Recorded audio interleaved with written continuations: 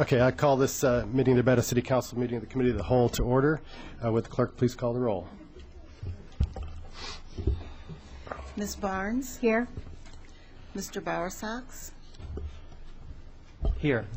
Ms. Chenoweth? Present. Mr. Lewis? Here. Mr. Roberts? Here. Mr. Smythe? Here. Ms. Stevenson? Mayor Pressing? Here. We've had a request to rearrange the agenda a little bit to put the water issues from item number 10 as the first item of business. I would like to at least get the minutes out of the way. So, and then we'll do the item number 10 at the request of staff and visitors here. Is that okay? Okay. I do entertain a motion on the minutes. Yeah. Do we need to make a motion to change the agenda, order of the agenda? I thought in the past we had. Oh, okay. Okay, if you'd like, we can do it formally or informally. It doesn't matter. I know we've done it before. Okay, yeah, go ahead. I would move that we rearrange the agenda and move item 10 to the first item of discussion. Is there a second? I will do that. Second. Is there any further discussion? All in favor? Aye. Aye. Opposed? Okay, so it's moved. Let's do the minutes, though. Entertain a motion on the minutes. There is one correction. There's a typo in Laurel's first name on the very top, which the clerk just pointed out. Charlie, I move to accept the minutes, and I have a correction also. Is there a second? Second. Moved and seconded by Lynn Barnes. Is there? Where's your correction? On the first page of the minutes under public input, it's item 4. We discussed, I discussed that I had received an email from Carrie, and it's Helms, H-E-L-M-S, not Holmes. Okay, so noted.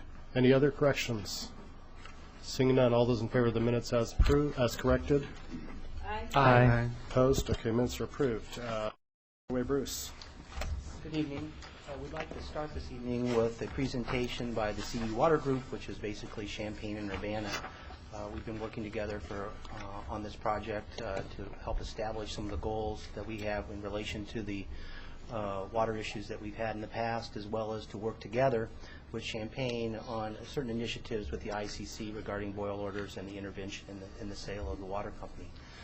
Tonight we have with us Charlie Parks, who's the Senior Project Manager with Clark Dietz.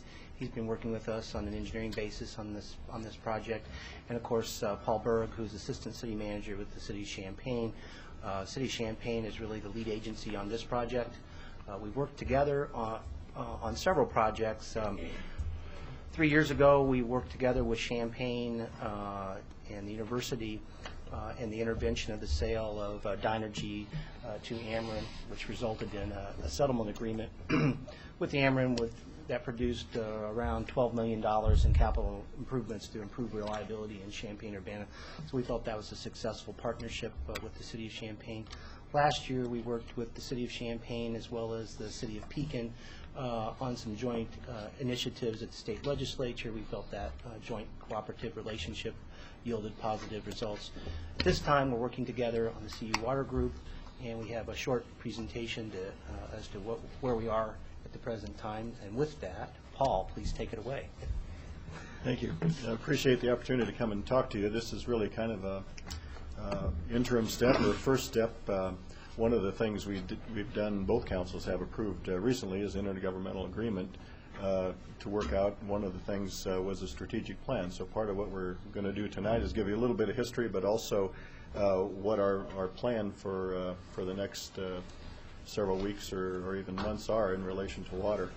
It is a cooperative venture between the two cities.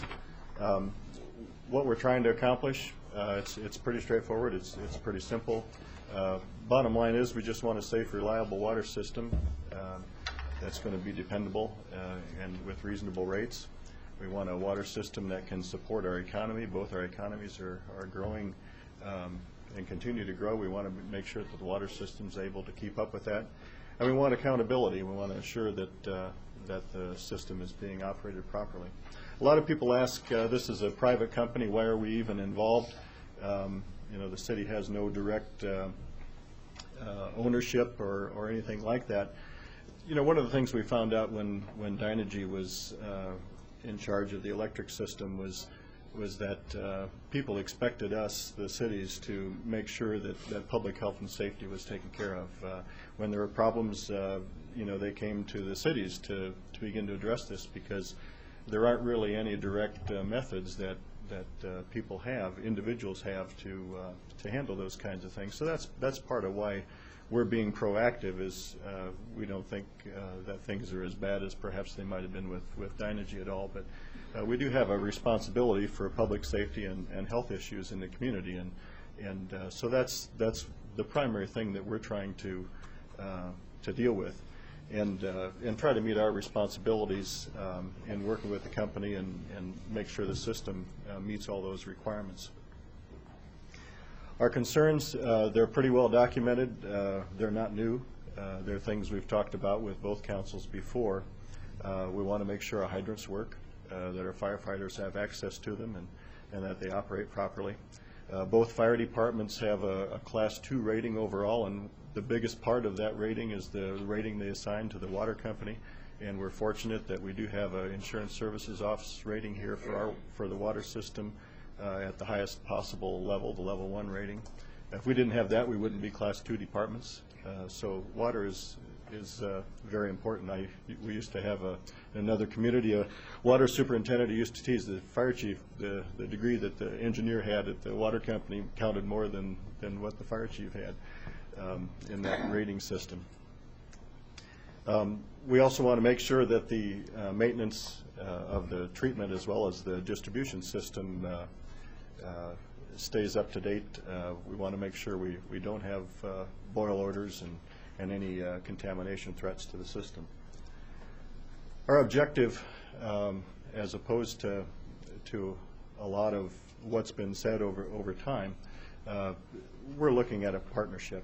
We want a partnership with the water company so that there's cooperation and transparency, and that we know and have some assurance that the system's being operated in the way that it should be for the community and citizens as a whole. And we want to fulfill our responsibilities as municipalities for adequate public health and safety.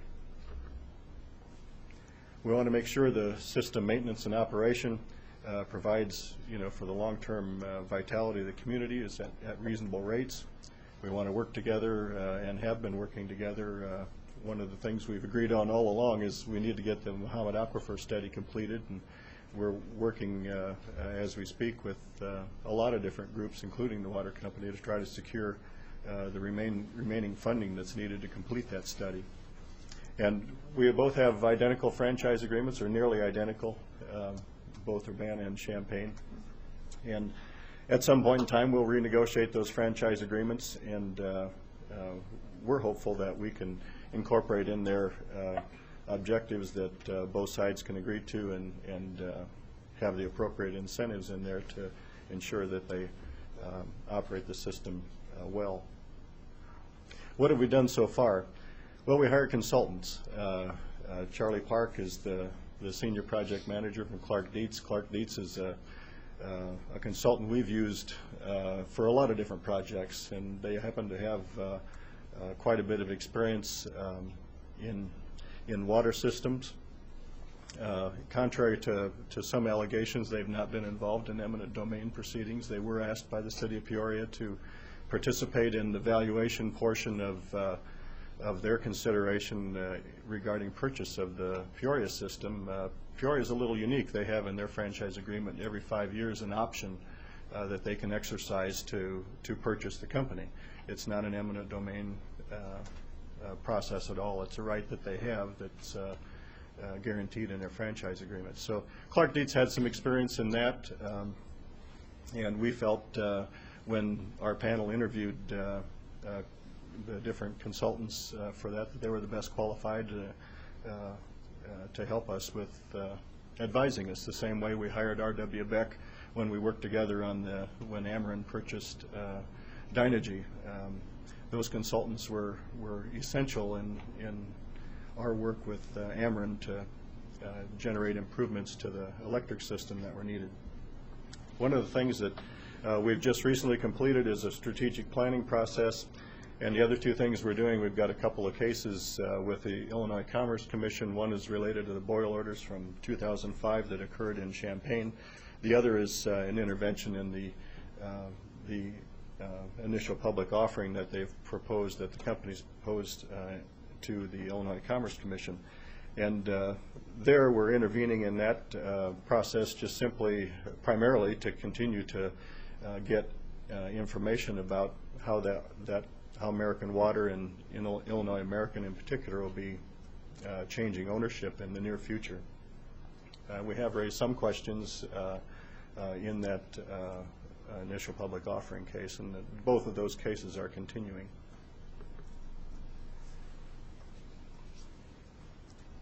People again say, well, you know, the water tastes great, you know, and the company wins awards and that type of thing, and they certainly do, and we're proud of that.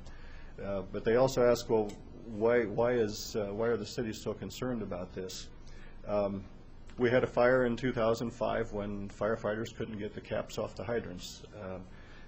They didn't work. As time went on, we found when the Attorney General had their case going, investigating the company, they did a sample of our hydrants in the Champaign area. They took a 1% sample of the 3,700 hydrants, and in that sample they found that 16% of the hydrants had not been maintained or inspected annually as they are required to do by the ICC. We've asked many times for any documentation about the hydrant inspection program that they have, and we continue to be denied information. The company simply won't share the information with us. They've claimed last year to have inspected all the hydrants at least once, and perhaps that's true, but we'd certainly like to see some documentation of that if that's true. The boil orders in 2005, they've been well documented as well. We're continuing to work through the ICC complaint on that. One of the things that the company maintained all the way through was that the new water plant that they recently announced would play a big role in this solution. We have momentary power outages at the West Treatment Plant, causes their main pumps to go down.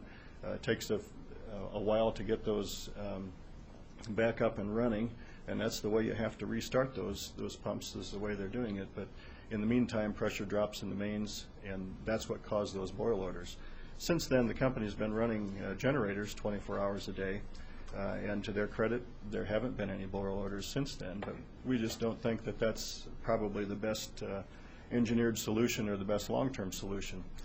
And with a new water plant, we'd like to know what is going to be included in the new water plant that would also address this. They've talked at different times informally about the possibility of an additional elevated tank somewhere between where the new plant is and where the west plant is, to help provide some additional support for water pressure, so pressures don't drop below the 20 pounds per square inch that requires a boil order.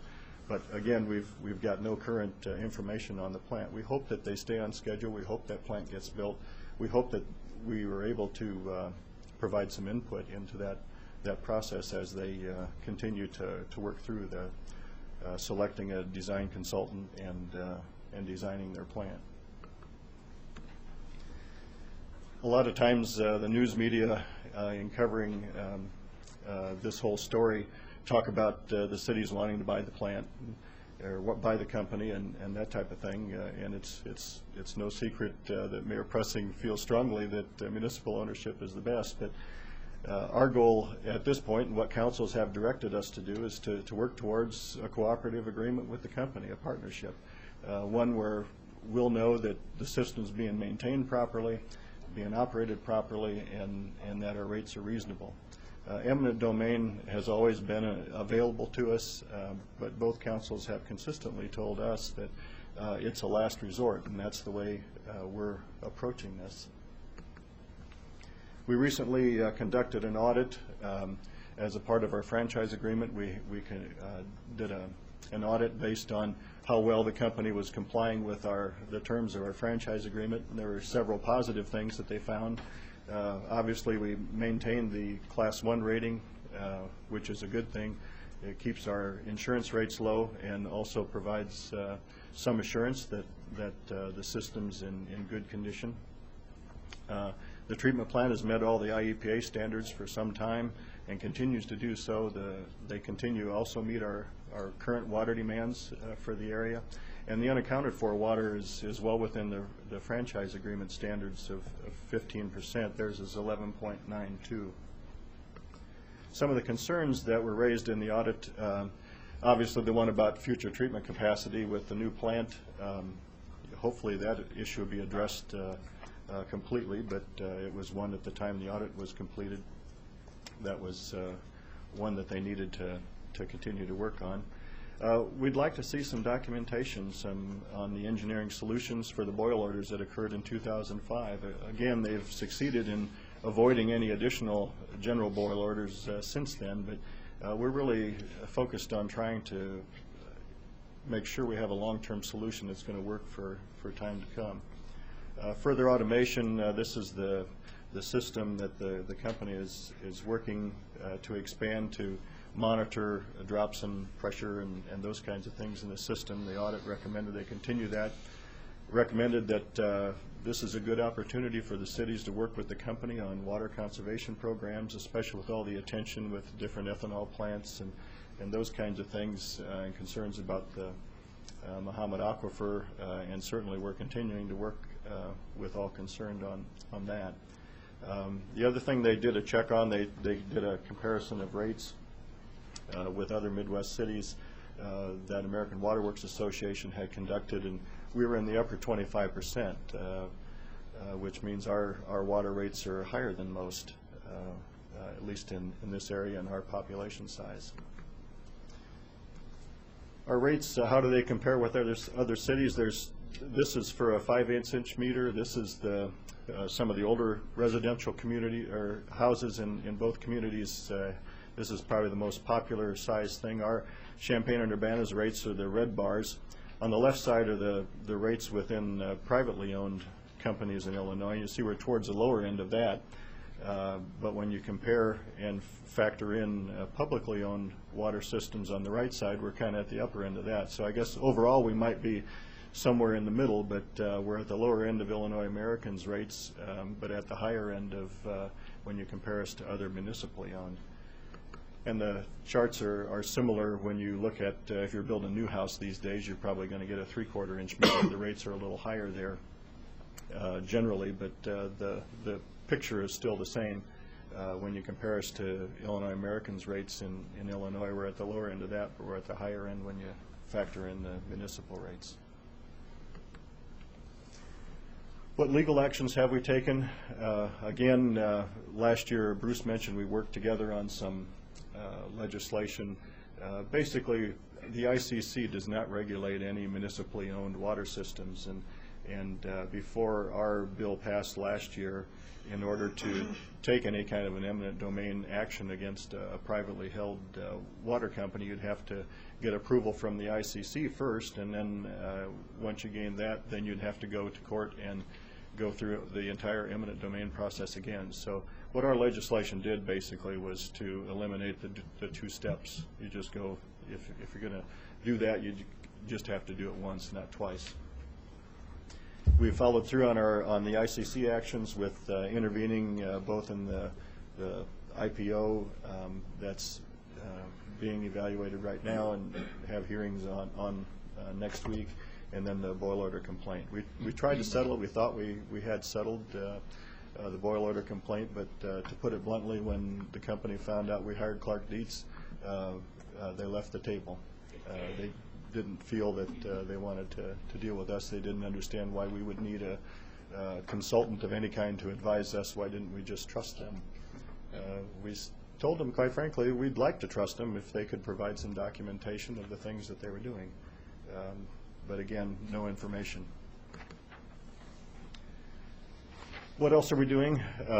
Again, both cities are participating in and supporting the aquifer study. We're going to continue to enforce our franchise agreement. We're going to attempt to assure the new plant is in our best interest as a community. We want it to be big enough to handle growth, and and future needs, we want it to be small enough so we don't pay for excess capacity we don't need. We don't have a way to determine that now. We're hopeful that that the company will share enough information that we can make those kinds of determinations. We want to encourage the company to reinvest in the system. The last thing we want is a water system that falls behind. We don't want to get it to get as bad as it was with Dynegy, where after everything happened, we found out there was a point in time with Dynegy that anything that was over $1,000 in our region had to be approved out of Houston before it could be approved. There was virtually no authority locally to do much of anything. Again, I don't think anybody thinks it's like that with Illinois American, but we don't want it to get anywhere near that kind of a situation. And that's where we're at. We've completed the strategic plan and going to continue to work on the areas that we highlighted, and we'll continue to work with the company. We're hopeful that the company will begin to work with us more as partners rather than adversaries, and try to resolve some of these things. Questions for Mr. Berger, Mr. Parks? Dennis, then Danielle. I was wondering if the water company had approached the city or made any kind of public assessment before they started plans or announced plans for the new water processing plant that's going to be over in Bonneville. Had they contacted the city and worked in partnership with the cities to make sure that program or that decision was to the best interest of all parties? I know they worked with our planning department, obviously, on an annexation agreement, which our council will get to look at in the study session tomorrow night. But other than a letter that was sent a while back, probably in 2004 or 5, that kind of outlined their general parameters, what they intended to do, intend to be a design-build kind of project. Back then, when the boil order started happening in 2005, they had plans that the system would be the new plant would be in operation, or at least they told us they planned to have it in operation maybe by the end of 2007. Well, that's been backed up a bit, but other than that, nothing that I'm aware of that's been written, or engineering information or things like that. Danielle, then Brandon. I have two questions. The first is, you said that the councils have directed you, the water group, to pursue owning the system as a last resort. What particular vote are you referring to when you say that? When we've talked to whether it's on our legislation that we worked with on last year, and hiring Clark Dietz this year as our consultants, we've always worked towards a partnership rather than asking councils to direct us to, proceed to eminent domain or anything like that. So, if I worded that differently, I'm sorry. I guess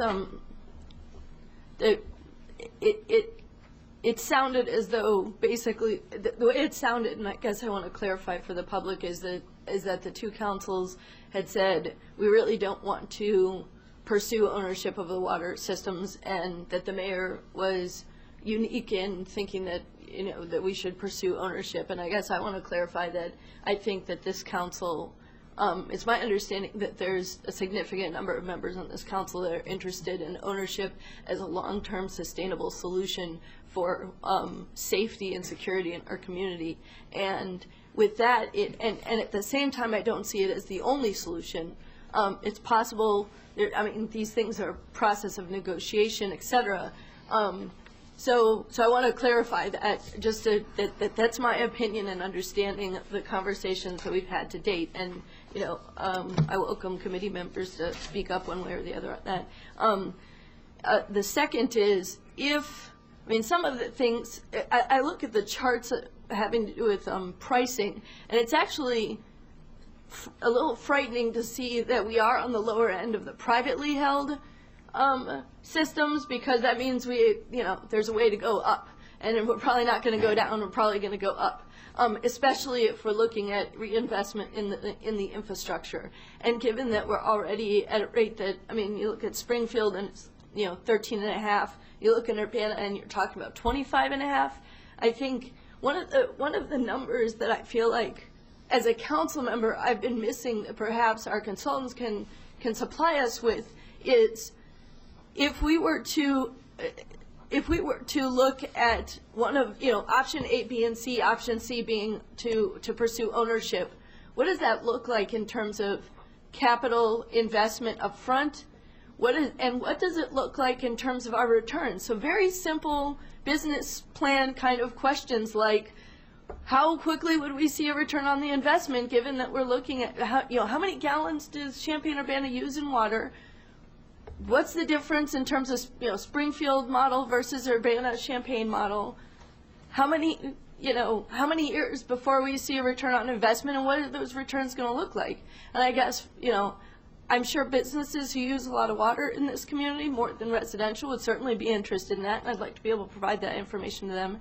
And I think that the residents as well, we've seen significant, I've been here 12 years, and we've seen significant hikes in our water system, and we've seen a significant decline in terms of service, especially with the scare in 2005 with a boil order. And when it comes to water, we're not joking. It's more serious than power on some level, having access to clean water. So I think we need to take this really seriously, and the piece that I'd like us to at all times have in our hands is, what does that look like? Just some real basic raw numbers. What does it look like to begin to look at pursuing ownership, and what is our cost-benefit analysis over time? My last question was, are there any parts of this study or the consultant's work that point in that direction? Is there any information you could provide the council that point in the direction of ownership, and give us some information about that option so we can consider it seriously? Well, we haven't charged the consultants with preparing such information at this time. We really focused on these objectives that we have in terms of clarifying what our strategic plan is, and also to spend some resources on the ICC cases. And so we have not gone to the step of analyzing in detail the ramifications or any sort of due diligence on the question of acquisition. Of course, that would have to be done jointly, can't be sold in parts. Would need to be an agreement between the cities to do that. In fact, what we wanted to do tonight was to, at least at this first step, to see if the council members believe we're on the right track here with doing what we have done and the objectives that we have. That doesn't mean that we're not going to take a different step at a different time, but at least this, if you look at this historically, we haven't been involved into the last few years with water at all. This is a relatively recent occurrence for us to be involved only in the last 3 or 4 years with utilities. As utilities are sold and resold and resold, the municipalities have become involved and of course become concerned about reliability with power and with sustainability in terms of water. So these are sort of baby steps that we're taking, and I guess one of the things we'd like to know, and I guess we're going to pose to both councils, is at least at this point in time, are we doing the right things in terms of the activities that we've undertaken thus far? Can I just ask a quick follow-up question? So to be more specific, do we know how much with the IPO kind of pending, do we know how much the infrastructure is worth? Is there some information out there, because there's probably been market speculation on that, given that it's likely for sale? Do we have that information? I think I'll let Charlie answer that. He can give you some. We don't know how much it costs. No, we don't know how much it would cost. The IPO is to purchase the entire American water system, all And of it's the not United broken up States. into pieces. And you're not going to find a valuation that would tell you what the Champaign area system is going to be worth. I can give you a little bit of experience, and that's based on Peoria. Peoria had an expectation that they were going to be able to buy the system there for around $110 million. That's what their consultants at the time told them the system was worth. When it came down to it, the value that was determined for the system was $230 million, which put Peoria into sticker shock, to say the least. We did the financial analysis for them to determine if it was still a feasible thing to do to buy the system at $230 million. And in financing that system over 34 years and using the ability of a community to use tax-exempt bonds, for example, and still investing in the system, it was a feasible purchase for them at $230 million, and they would have been able to buy the system and operate it at that rate. Okay, and just one final question I know there's been a kind of audit of the water system. Is there some understanding of the water system is at this state of things, and to be really in compliance with what our standards are as a city, this is the amount of investment or the kind of investment that it would need to take? Is that information available? No, the audit that you did was to determine how they were in compliance with your franchise agreement. Okay. It was not a financial audit of the system, for example. Thank you. Appreciate it. Okay, we got questions. Brandon, then Lynn, then the mayor. I just have a comment. I, for one, am pleased with the position that we have right now and where we're at. I think we've gotten a lot of leverage for a minimal amount of expense.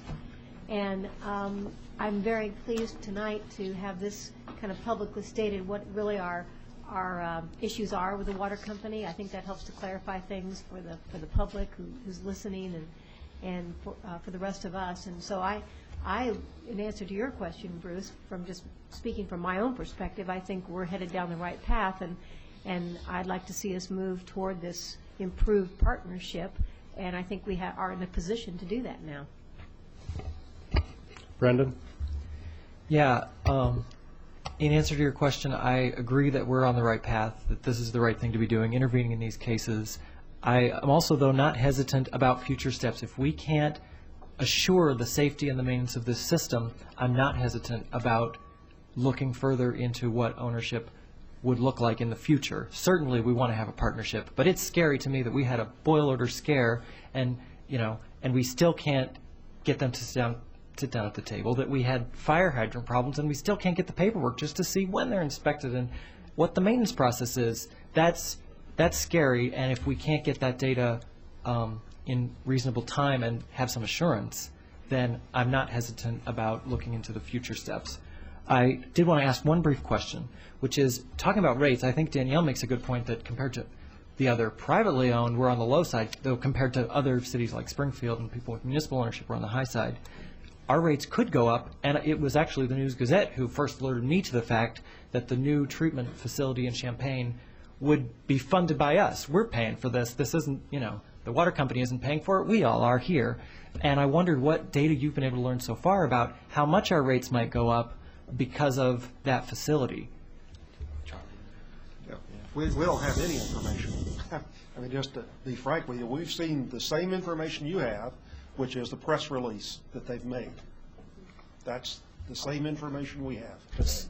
So our rates are going to go up. We don't know when. I mean, the facility's pretty expensive, and we maybe have some idea of the cost of that. But it could be 5% or it could be 10%. We don't know, even though we're all sort of the ones financing it. Yeah, they'll have to go through a process with the Illinois Commerce Commission rate filing and put their proposal just the same way any kind of rate increase that the other utilities do as well, and go through that process to determine it. So in that respect, they probably have a proposal in mind, but they don't know what the ICC would approve either at that point. So but that is the process they go through. Okay, And thank you. we would anticipate that you would want to intervene in that rate increase. Just to make sure that it's all where it should be. That's In an ideal world, we would like to know enough about the plant, for instance, and the rate increase, that if we jointly looked at it and we all agreed that we could go in and support to the ICC what the rate proposal would be. That would be, a real public-private partnership that would make some sense to everybody. We do? I don't remember getting it. No, that's not this. That's not this. Laurel. Yeah, I think we really need to emphasize that whether we own it or we don't own it, we are still going to pay for it. And I think, Charlie, you might want to explain that the $230 million is a bit of an arbitrary figure. Determining what is a true price. We had one set of consultants tell Peoria $110 million, and another group of 3 people, wasn't it, that did $230 million? Yeah, the process, which was set up by agreement between Peoria and the water company, was that Peoria would have an appraiser appraise the system, the water company would have an appraiser appraise the system, and then a third appraiser would be chosen by those 2. And essentially the third appraiser had to come to agreement with one of the 2. And the way, it was really strange the way that the determination was made in Peoria. The appraiser for Illinois American Water said that the best sale for that water system would be to sell it to another community, not to Peoria, but to another community. And that if they could sell it to another community that could take advantage of tax-free bonds and be able to raise the rates anytime they wanted to, because they wouldn't have to go to the ICC or to the voters in Peoria, then the value of that system would be $240 million or something like that. So that was their stand. They also did what's called a cost of construction less depreciation evaluation of the system. Now that determination was more in the line of $170 million or something like that. Peoria's appraiser said that they valued it as a business. In other words, based on having so much income and spending so much, that the business would have been worth $110 million or somewhere around that. The third appraiser actually agreed with the higher of the 3 numbers and came out at $230 million. So if you should proceed at some point with trying to purchase the system, figuring out how to get the courts to allow you to get a fair appraisal will be a big part of the process. I have a few questions. Everybody else done? Okay. I'm trying to understand why they walked away from an ICC hearing. Is that allowed by the franchise agreement? What does the franchise agreement give us power-wise? No, they didn't walk away from an ICC hearing. They walked away from negotiating a settlement with us last late fall. And basically what we were trying to do was to use the leverage of our intervention in the IPO and our leverage on the boil order complaint to get them to share information about hydrant inspections, to give us information about how they were going to solve the treatment plant issues. We even volunteered to bring our electrical consultant in to meet with their people at our expense to try and resolve a good engineering solution for the electrical problems that they have experienced at the West Treatment Plant. That process stopped when we hired Clark Dietz.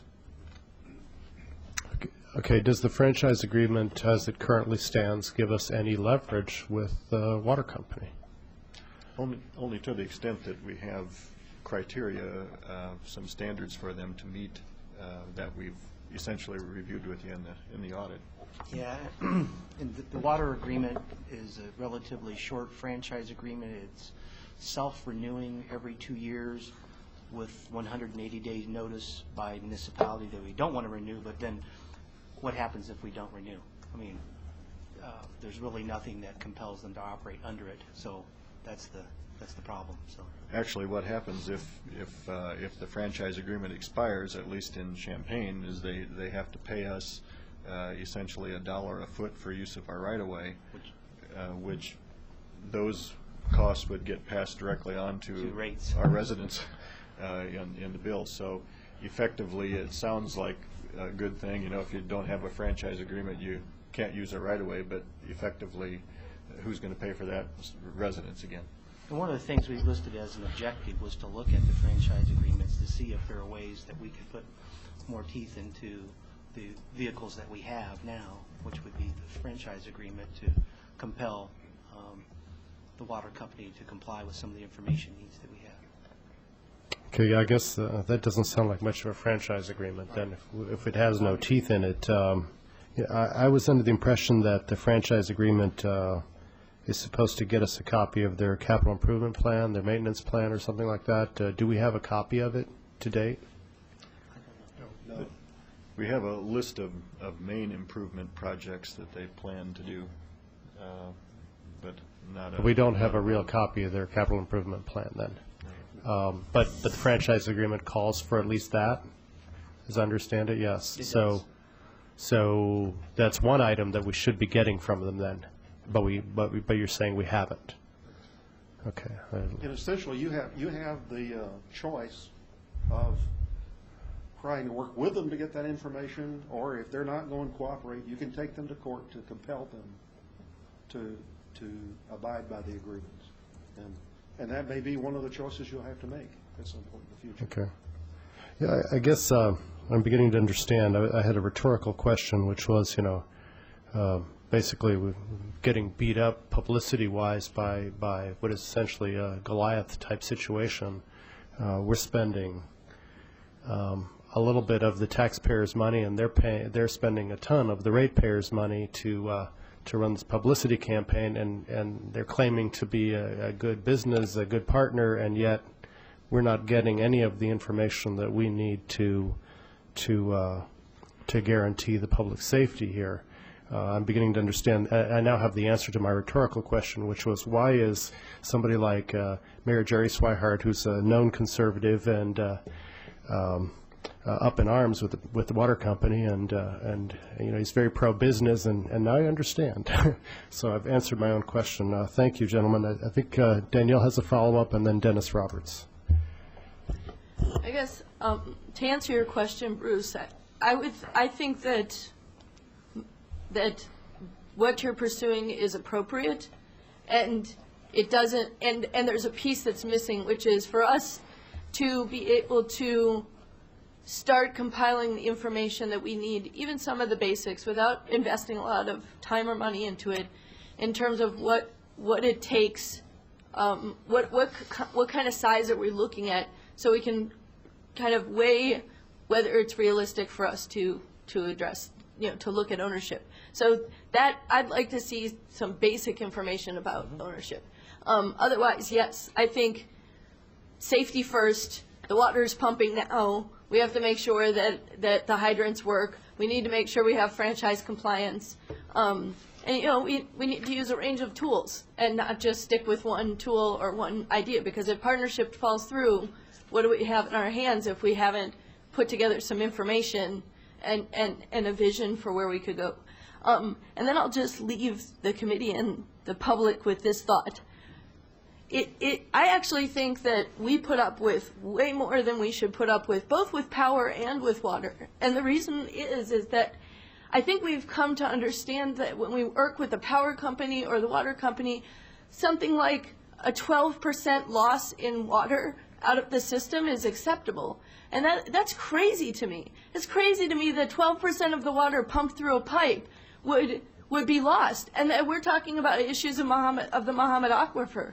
That's nuts to me. It's nuts to me that we would put up with the fact that we have a franchise agreement with really basic information about reinvestment, and that information is not being provided. That makes no sense to me. And then I think about our Public Works Department, and if we were to run our water supply, it would look a lot like our Public Works Department. Find me a burnt out bulb in the city of Urbana, I'll pay you $5, okay? Find me potholes that have sat there for 5 or 10 years, and with the water company, sometimes it's 20 years.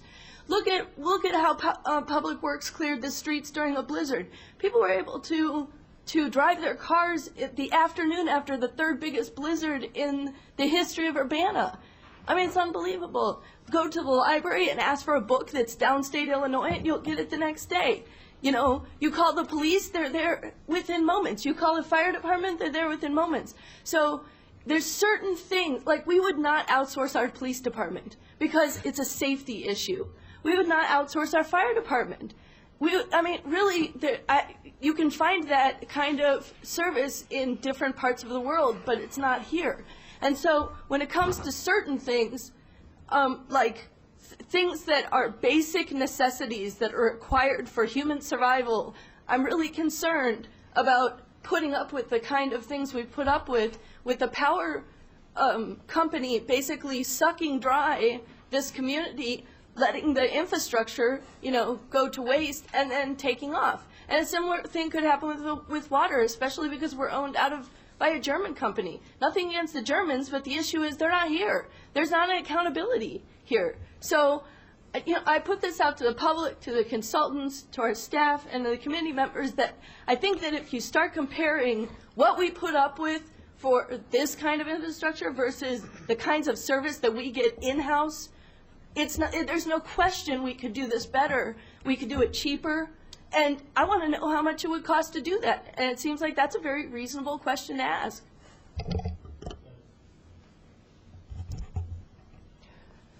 Those comments are hard to follow, actually. Anything else seems pretty small. And of course, I agree with a lot of those sentiments.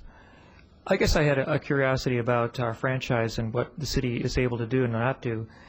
I'm wondering if the city has the right to sink its own wells, and if it were to do so, does it have a right to withdraw water from the aquifer and supply new growth areas of the city on its own volition with a system that it might engender by itself? And or are we indeed prohibited from doing any kind of water supply within our own community, even down to like a specific building? The safe answer is we'll have to get back with you on it, because you know, these types of things may be possible, but we would like to research it before we gave you a final answer. Because it's possible that as the city grows, there could be a development of, you could call home rule of water supply in new communities and new construction if the city if the city had the right to create its own well system and not necessarily replace the areas in the city that already existed and were supplied by the older company, but perhaps for the future change the direction of water service in our community. Anyone else? I do have one issue that's I've mentioned twice before, which is, you know, regional control of our water system, and the conservation aspect of what you mentioned to me is extremely important. Clearly, when you have a for-profit company who makes money selling water, and essentially the people's water, in this case, you know, 40,000-year-old water from an aquifer that is in the region,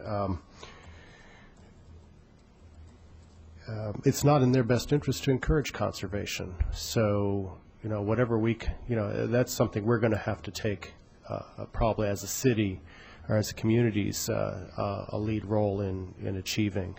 I'm pretty concerned, you know, when I stop and think about it, their new plant is going to be in Bonneville, which is about, I don't know, it's about 3.5 miles from the new 3.5, 4 miles. How far is it to the new ethanol plant that's proposed?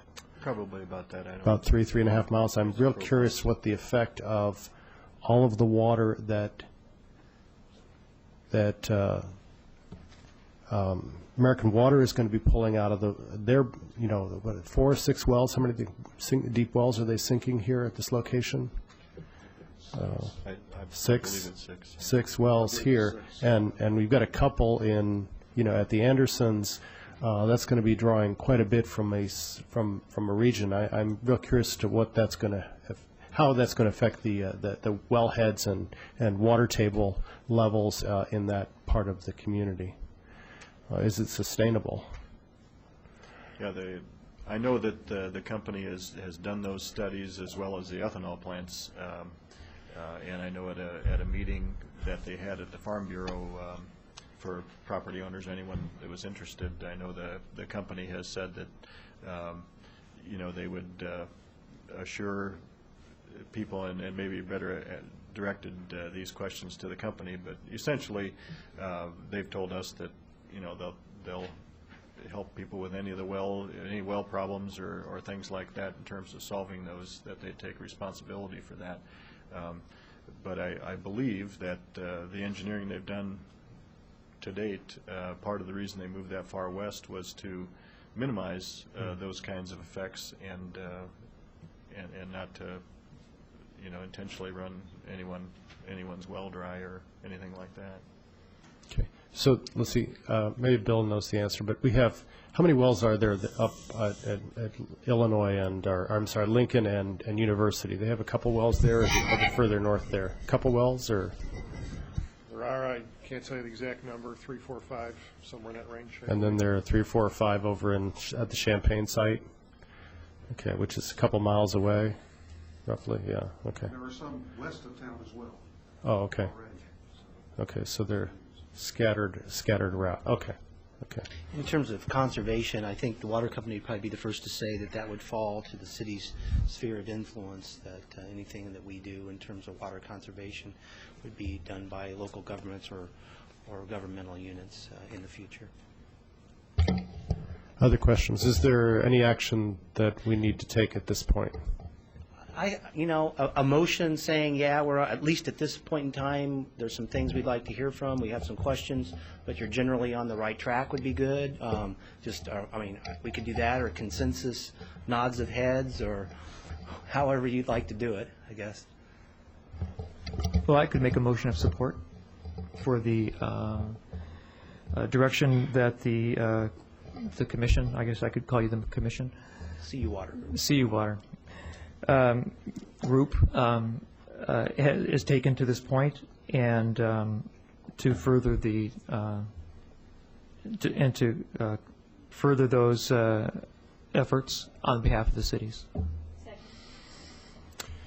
There's a motion by Dennis and a second by Lynn, and Danielle has her hand up. Go ahead.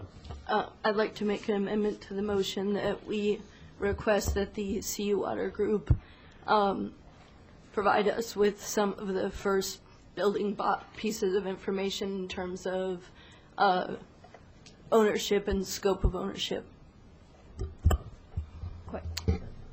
Okay. There's a comment. Okay, and there's amendments. A motion. Motion suggested by Danielle and a second by Brandon and Lynn. Go ahead. Does that investigation have any budget implications?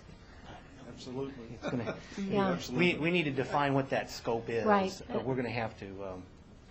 I guess what I'd suggest to you is I will give you some information on what it will take to make the step toward purchase if that's what you should decide in the future to do.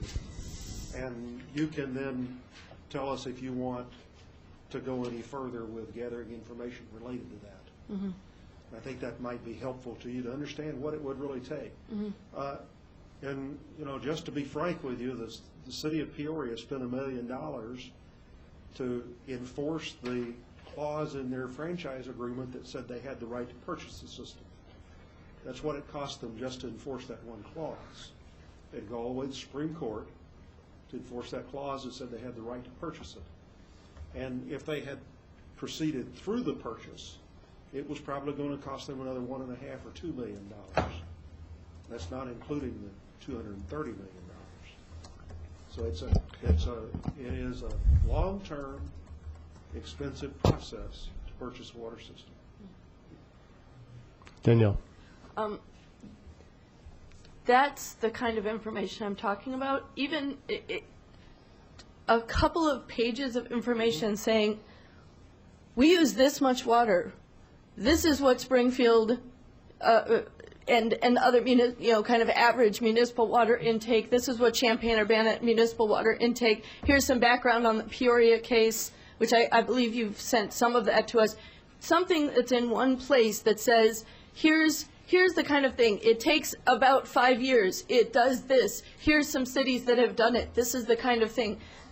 Because what tends to happen is I'll ask a question like that, and there's a little bit of information that bubbles up to the surface. And instead of getting a little bit of information that bubbles up to the surface, I'd like some kind of overview that is a range or begins to get a toehold on what that looks like, so that when we start looking at it and talking about it, we know what we're talking about, and it's not just some pie-in-the-sky idea that has no toehold in the world of reality. in reality. So I guess that's what I'm talking about. Not a significant investment. If you could start with something, 3 pages, that gives us basic outline and maybe some references, and then we can decide whether or not we want to move further. But we keep talking about it. The mayor's talked about it. She's been in the press repeatedly. I can't talk to my constituents about it. There's no information. I have no idea whatsoever what I'm talking about when I say ownership, because I don't have some really basic data that's in your head, but I'd like it to be on the paper here so I can look at it and read it. Okay. That's what I mean. Yeah, I guess the question I have is that within that kind of information is sort of a brief outline within the scope of the present contracts and doable, or is it going to cost more? Bruce? I believe that within the current scope of work, we can probably collect between Charlie and the city some of the information that we have and provide it to you, as well as, number 2, Charlie can provide an example of the scope of work and what it would cost to take the next step. I think we could do those 2 things without spending a lot of money. Okay. We'll as part of this moving forward, will we get information on the franchise agreement and what it actually gives us? Yes. Okay.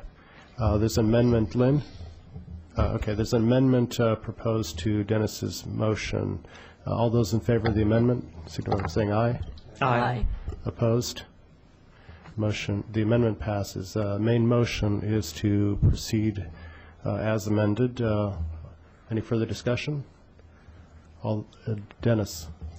Well, in that, if you're going to, are you going to ascertain for us the rights of the city per the franchise agreement?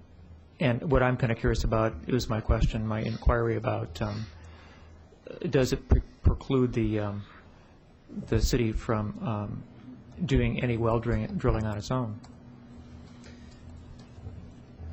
You'd have to probably rent pipes from the distribution. Well, obviously, if they do it in new areas, then Yeah. We can get you a preliminary answer on that. Yeah, okay. I'm Okay. very curious. Okay. Thank you. Any further discussion? Seeing none, all those in favor of the motion as proposed by Dennis, signify by saying aye. Aye. Aye. Opposed? Okay, thank you, gentlemen. I provided a copy of the annual market update for you, a recap of last year's season, and I'll just cover a few of the highlights from it. We had a very successful season again last year, and as far as vendors that we had registered, we had a record high. We had 160 registered vendors, and on average we saw 75 of those vendors utilizing over 160 spaces out at the market. And I've also included in the report a map of where the vendors are from, and we have seen vendors come from all across Illinois. Definitely we have many vendors that travel a lengthy distance to participate, and so I've included that information. As far as community groups, we also had a record high of 63, and as far as performers, we had a record high of 37 that were registered. The most populated times for the market were June through mid-September, and that's normal for us. Our unofficial head counts shown that we saw 6,000 to 8,000 patrons per Saturday on those most popular days. And one thing that has started a couple years ago. We've gotten inquiries from communities across Illinois, and they ask how we've gotten so successful, and they would like input on how to build their own markets or start their own or build on what they already have. I've also provided information in here as far as what we did for marketing and promotion, and some operational items that we'll be looking at for this upcoming season.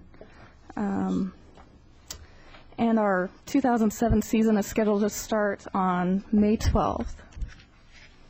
So that's an overview of what's in there. Questions for Kathy Dennis? Well, we all know what a huge success the market is and what a pleasure it is to go and be able to buy fresh vegetables from a lot of vendors, and also arts and see some entertainment on a Saturday morning in our own community. Of course, I did participate occasionally as a participant in the vending row, not the vending row, but the community group row. And I have to ask you about something that I suggested last year, and maybe it wasn't such a good idea, actually, as it turns out. But I had suggested that you consider making more spaces available for community groups, and the result was that the spaces shrank from 8 foot to 6 foot, and more were allowed to get in. So that sounded fine, and we went down and set up a booth, and pretty soon we all realized that a standard awning that you can buy to cover for shade or for weather protection is, when it pops up and is put in place, is 8 feet wide. And so it doesn't fit on the 6 foot square. And I guess you've thought about that, and I guess will we see an adjustment of some sort? I sort of hate to lose the number of available booths, but maybe if the community row could bend a corner and go down a side row as well, maybe that would be one way of addressing it. I have no idea. We are looking at that already, and that was a great suggestion last year, though, because we were able to fit more people in assigned spaces, which helped us organizationally wise. But yeah, we will be looking at any improvements possibly. Yeah. Thank you. Danielle, then Brandon. I had a couple of questions. Do you allow performers to register on site, or do they have to register before, like a week before? We do allow performers to register on site. So they can come register and then they can perform. Yes. And then the second question I have is, do you talk to vendors and kind of set up which vendors are okay with there being performers? Yes. Okay, so when performers come, you're able to point them to the particular vendors that kind of are okay with that? Yes, and it is also in the performer regulations that they must get approval from neighboring vendors before they set up. That's in their regulations. Okay, so they have to not just get approval from that vendor who Right. said it's okay, but get approval from the Just right around there, yes. Okay. Yep. And I've heard, the reason I ask is because I've heard from some performers that they had a really hard time, and these were, I'm not talking about hard rock or something, I mean, it was acoustic music, but they had a really hard time because they had to ask all these different people if they could perform, and it was difficult to set up. And the other thing I heard from performers, I think the music and performance part really enhances the market a lot, is that they stand in the sun because during the summer it's actually pretty much you can't stand in the sun. I mean, it's really not good for you to do that. And so I wonder if there's a way for the city to consider. I know there's some tents that we already have that are up that sometimes are empty, that performers could perform in the food areas under those tents. And tents, I mean, they're really inexpensive. Maybe we could get some additional tents for performers to use to help bring in performers, because I really see performers as adding something. I mean, the performers I talk to, they hardly make any money off of it, but they really enjoy it, and they get a little bit of pocket money, and they go buy vegetables with it. But I think that it's a large benefit to the ambiance to do that. So we should see what we can do to help that. The second is, did we have a waiting list this last year for nonprofits? Did we have so many folks that we couldn't accommodate all of them? We did at one point, and that's something that we are in process of improving for this year. We had some community groups that wouldn't show up, even though they committed to a date, and so then we ended up with open space that we could have used for someone. So we did have a waiting list, but we could have made use of it ultimately. Okay. So it's something that we're trying to improve on this year. I see. So, yeah, I Policy. saw that you talked about maybe having a particular time by which if you haven't set up, then Someone you else lose can your use spot. it, yeah. So people, Yes. I would support, you had the question here of whether or not to support expansion, and I think we should really look at expanding rather than necessarily winnowing at that, because having the whole community with the community groups, the performers, and the food is just great. It's working really well. Brendan. Yeah, congratulations. This is really great to hear. I briefly got to scan some of the issues at the end you talked about, and I think you hit a lot of them, and those are really good issues to work through.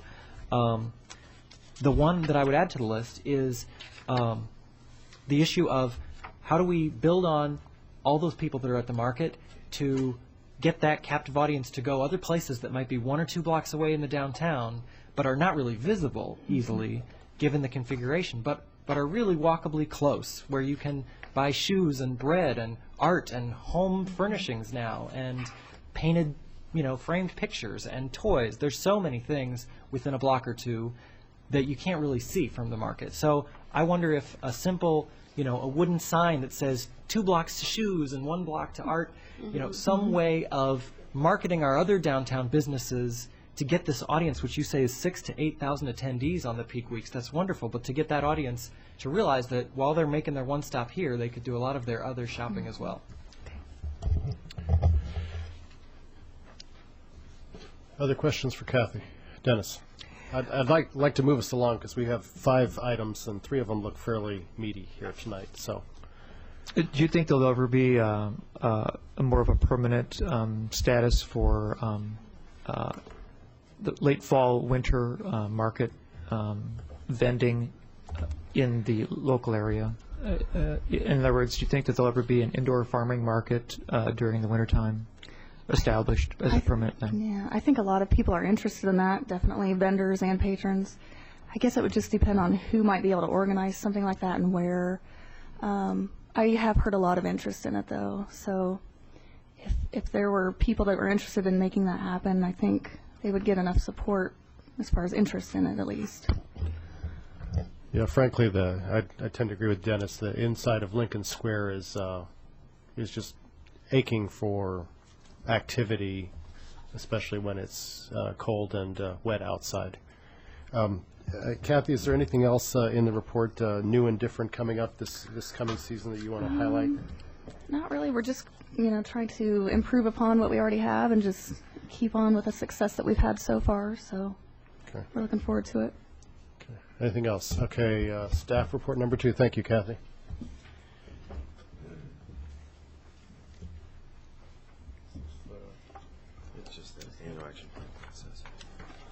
Good evening.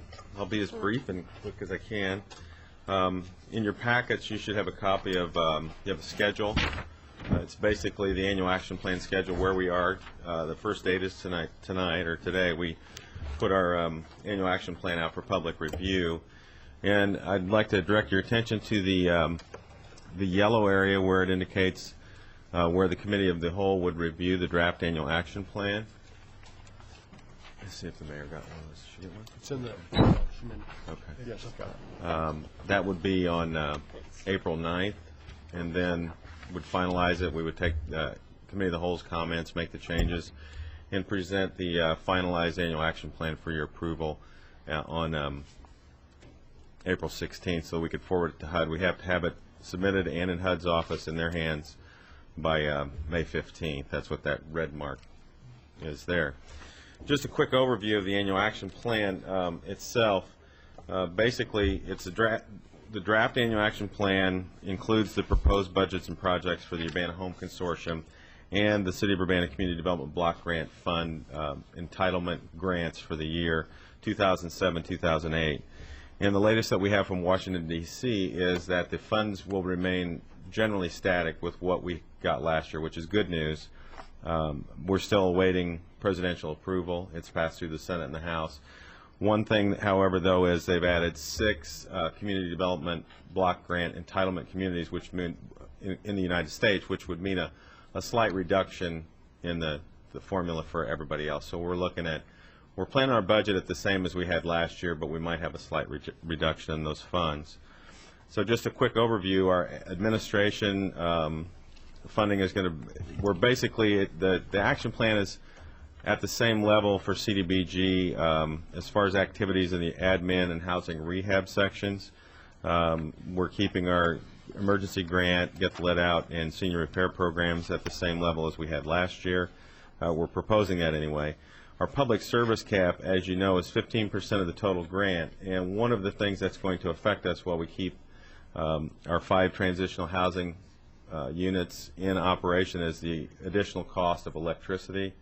The power costs are going up, and in order to keep transitional housing functioning and the neighborhood cleanup, which is a popular program, we've had to reduce the consolidated social service amount that we provide from community development block grant funding to $15,000, and we're still trying to work on budget to see if there's any way that we can increase that up a little bit, but that looks like that's kind of what we're looking at to keep staff levels and keep our transitional housing program going.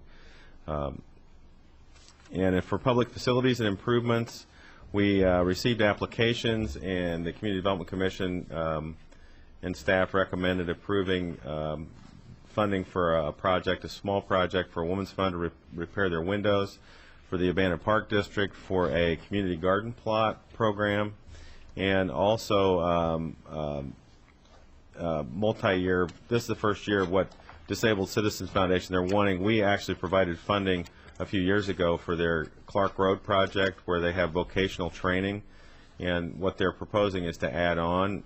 The project totals $350,000. They have a $100,000 grant from Illinois First, and they requested $100,000, and we've recommended that we could fund it at $25,000 out of our CDBG funds for 0708. Also, this includes our Lakeside Terrace redevelopment set-aside that we talked about when we were reviewing the Lakeside, well, actually now it's Crystal View Townhomes project. So our commitment of $50,000 from fiscal year 0708, and we have carryover from 0506, which totals $100,000 in community development block grant funding. And then also we are proposing, we have some unobligated carryover from previous years that we are going to propose a annual action plan amendment, which is going to be a separate action from this for 0607, to allocate most of our unobligated carryover to the Harvey Street Street and Sidewalk Improvement Project, which was proposed in our consolidated plan for the 5-year period from 2005 through 2009. And we will also, we're projecting committing $75,000 of 0708 funding for that project. And that closes out our CDBG recommendations. For our home program, we have 4 community housing development organizations, I'm sorry, 3 community housing development organizations, which we propose to fund with operating funds at an equal amount for each one of $17,500, or a total of $52,500 of operating funds. Also, for our CHODO projects, these are the projects that the CHODOs, they get this funding. We are required by HUD to set aside 15% of the annual allocation of our total grant, which is, we expect to be $1,049,000 this year. And what we've done, and we've done some recon, and we've discovered that the way HUD works, they do a 2-year average. So you have to have 15% of your grant allocated on a 2-year average, every year on a 2-year average, and we found out we're a little bit behind on that, so we recommended funding 30% of our grant towards this. And we have several projects that are going to be good projects. Ecolab is proposing another project. They requested $25,000 in home funding. If you note in your CDC memo, we talk about the match, but that's the home funding they're requesting is $25,000, so their match would be $6,250. And we require the CHODOs to produce their match, and typically it's in-kind match, as you know, from where they get other sources, other down payment assistance, volunteer labor, and things like that. Homestead has proposed a project for the Douglas Park infill of 3 units, which would require $70,000 in home funding. Urban League proposes to continue their lease purchase program with 2 units, and they've also want to expand their program by constructing 6. They call it their Affordable 6 home ownership program, and they're requesting $120,000 in home for the Affordable 6 and $40,000 in home funds for the lease purchase program. And then the City of Urbana, our own home funding, we are proposing to continue keep our housing rehab program stable. That's about $225,000 for housing rehab, and then our $50,000 commitment we've allocated for this year for lakeside redevelopment, Crystal View. And last year we also allocated funding for this. So the total funding, home funding, is $100,000. CDBG is $100,000. The total home and CDBG we committed for the Crystal View Townhomes project in our last couple years is $200,000. And that's pretty much it. I have a question about the Harvey Street. Is there a general CIP match on that, or is it all going to be CDBG funds?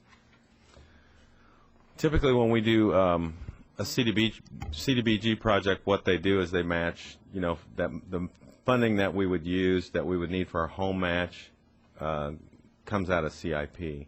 Okay. So the Harvey Street project, do you know what the total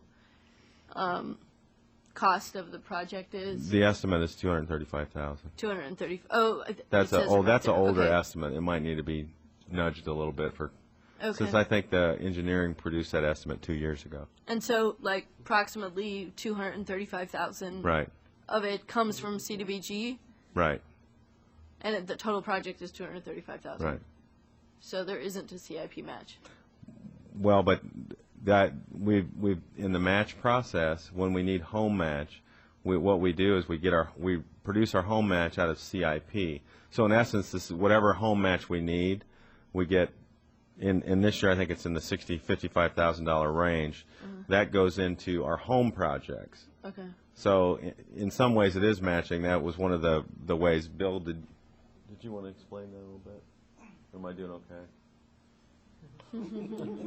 Well, it's the way we've done it in the past is that home always needs a match. Yeah. And one of the policies, as I understand it, was that council wanted if we were going to use match out of CIP for home projects, that we would do a CDBG infrastructure project at whatever that value was, or more than that value of the CIP trade out. Yeah, I'm not sure if I 100% understand. I think that the spirit of it is I don't want CDBG funds to fund things, capital improvements just in CDBG areas. I think it should be the CIP funds the whole city, and CDBG is additional funding to poor areas of town. And I have been concerned, I raise this every year, I'll raise it again this year, that that's not happening, and that what we see is that there's infrastructure improvements that are generally equal around the town, and we should really see additional infrastructure improvements in poorer areas of town, because that's the whole ethos behind CDBG. So I still don't get necessarily assurances, because it looks like all the money's coming out of CDBG Bill? funds. I think to answer your question, if there's additional capital improvement dollars that are matching or contributing toward a project like Harvey Street, the answer is no. I mean, I think in the context of what you're asking the question, the answer is no. And why isn't it that why are we not using capital improvement money to equally in these areas? Why do we continue to use CDBG funds for it? And isn't that really a violation of the ethos behind CDBG funds, which is that it's supposed to be in addition to CIP funds investment in that area? The reason is that if capital improvement dollars were used, a project like this would not rank higher enough to be funded by capital improvement funds. Technically, when you have a chip and seal or an unimproved street, for it to be improved per council policy, it requires a special assessment to occur, wherein adjacent property owners would have to pay for a proportionate share for the improvement. and that's a policy that's been consistent for a long time. What allows for a Harvey Street to be improved at no cost to the adjacent property owners is, quite frankly, the use of these funds. Otherwise, this project, particularly the street, would never rise high enough in priority with the limited capital improvement dollars we have. So what you're saying is that this really is an extra project being funded out of Absolutely. CDBG. And it's a low mod benefit because it benefits the neighbors, so they don't have to have the special assessment done. While Bill's up here, and I don't know if John is aware of there's the Safe Routes to School stuff. I don't know where that is. I know it's just beginning to get going, and I see, this is the King Park, King School neighborhood area, and with all the school areas, I always, I'm immediately thinking, okay, where does Safe Routes to School fit in going after and paying for parts of some of these projects? And how soon would we see some of that money? We're going to be, have attended the workshops that talk about how the funding can be obtained. There's actually quite a bit of staff time and effort and community effort and school district participation to come up with a safe walk route plan.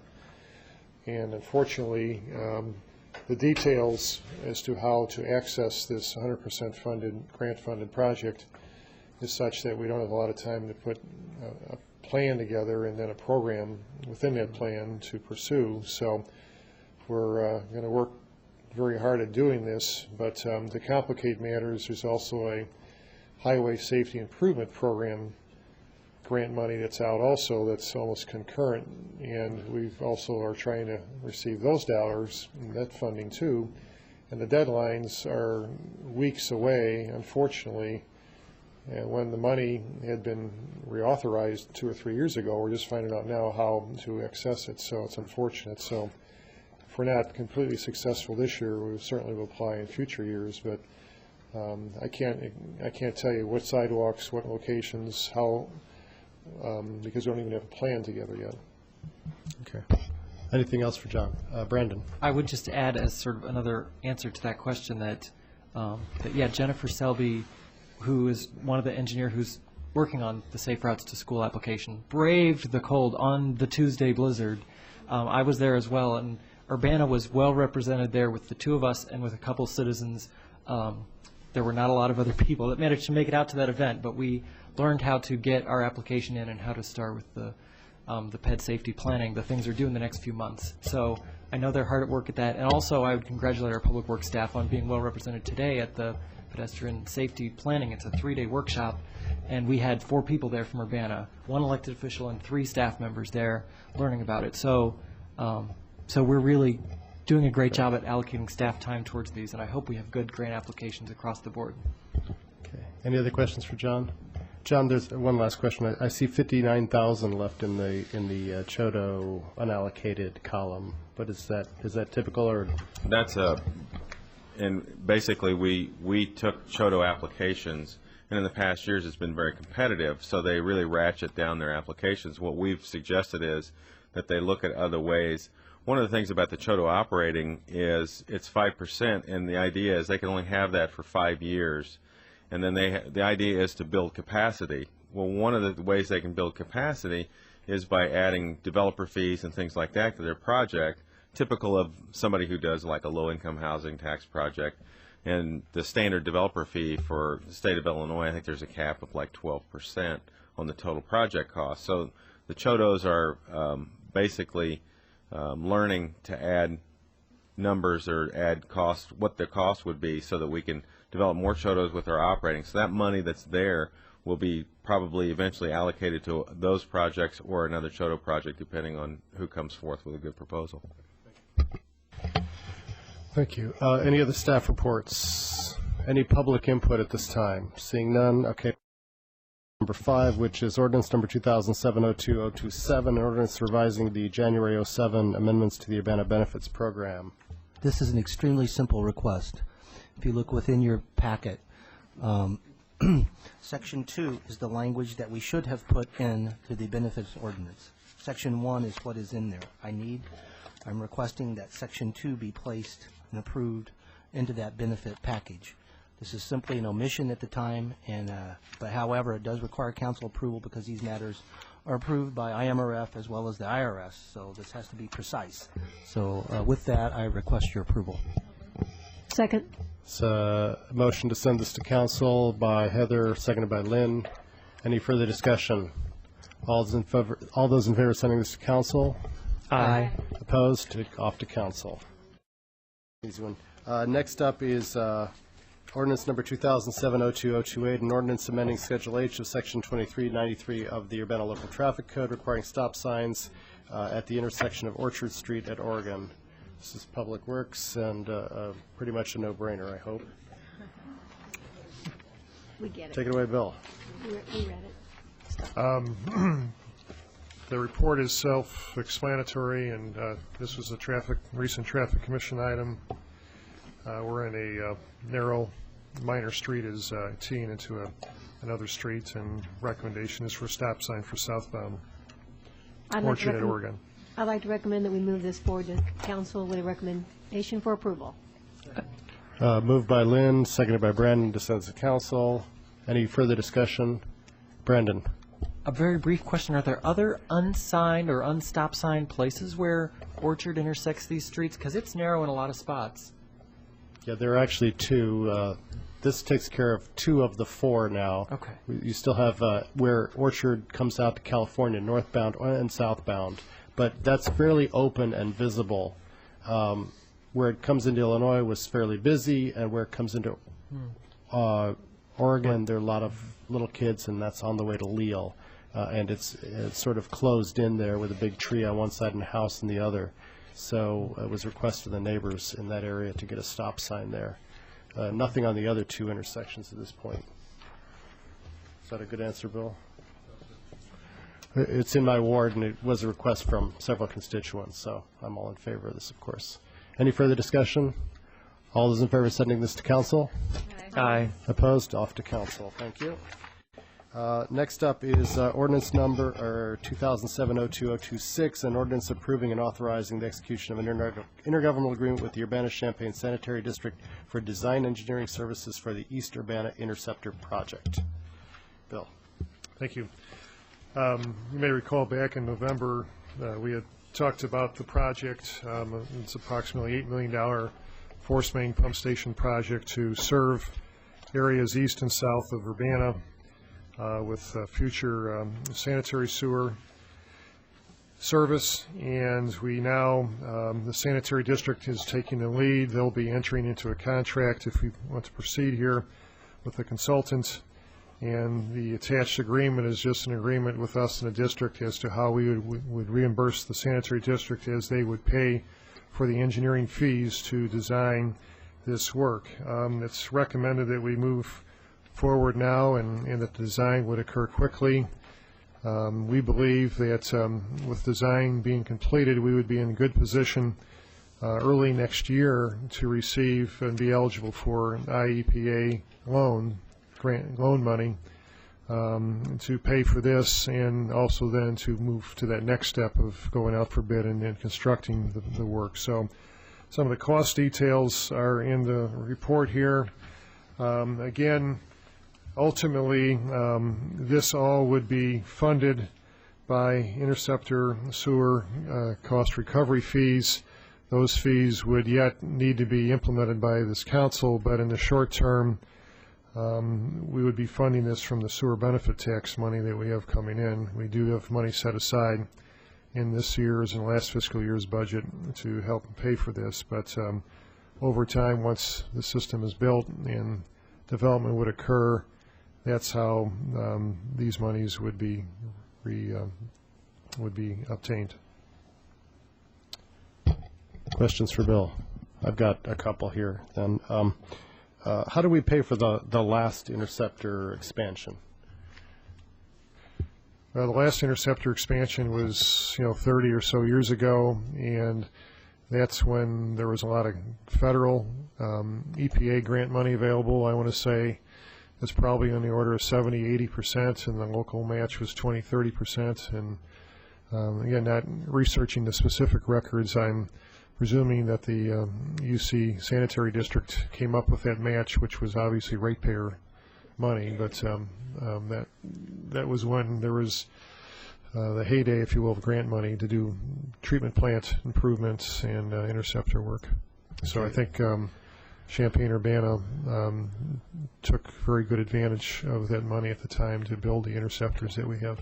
So we expect to start collecting, we're going to use our interceptor fund set aside, which really, given the cost of the design, doesn't leave a whole lot of money left over, as I recall. So how quickly do we expect to start collecting back to replenish the interceptor fund, and at the same time, assuming we get this, what happens if we don't get the grant from IEPA? We would reapply.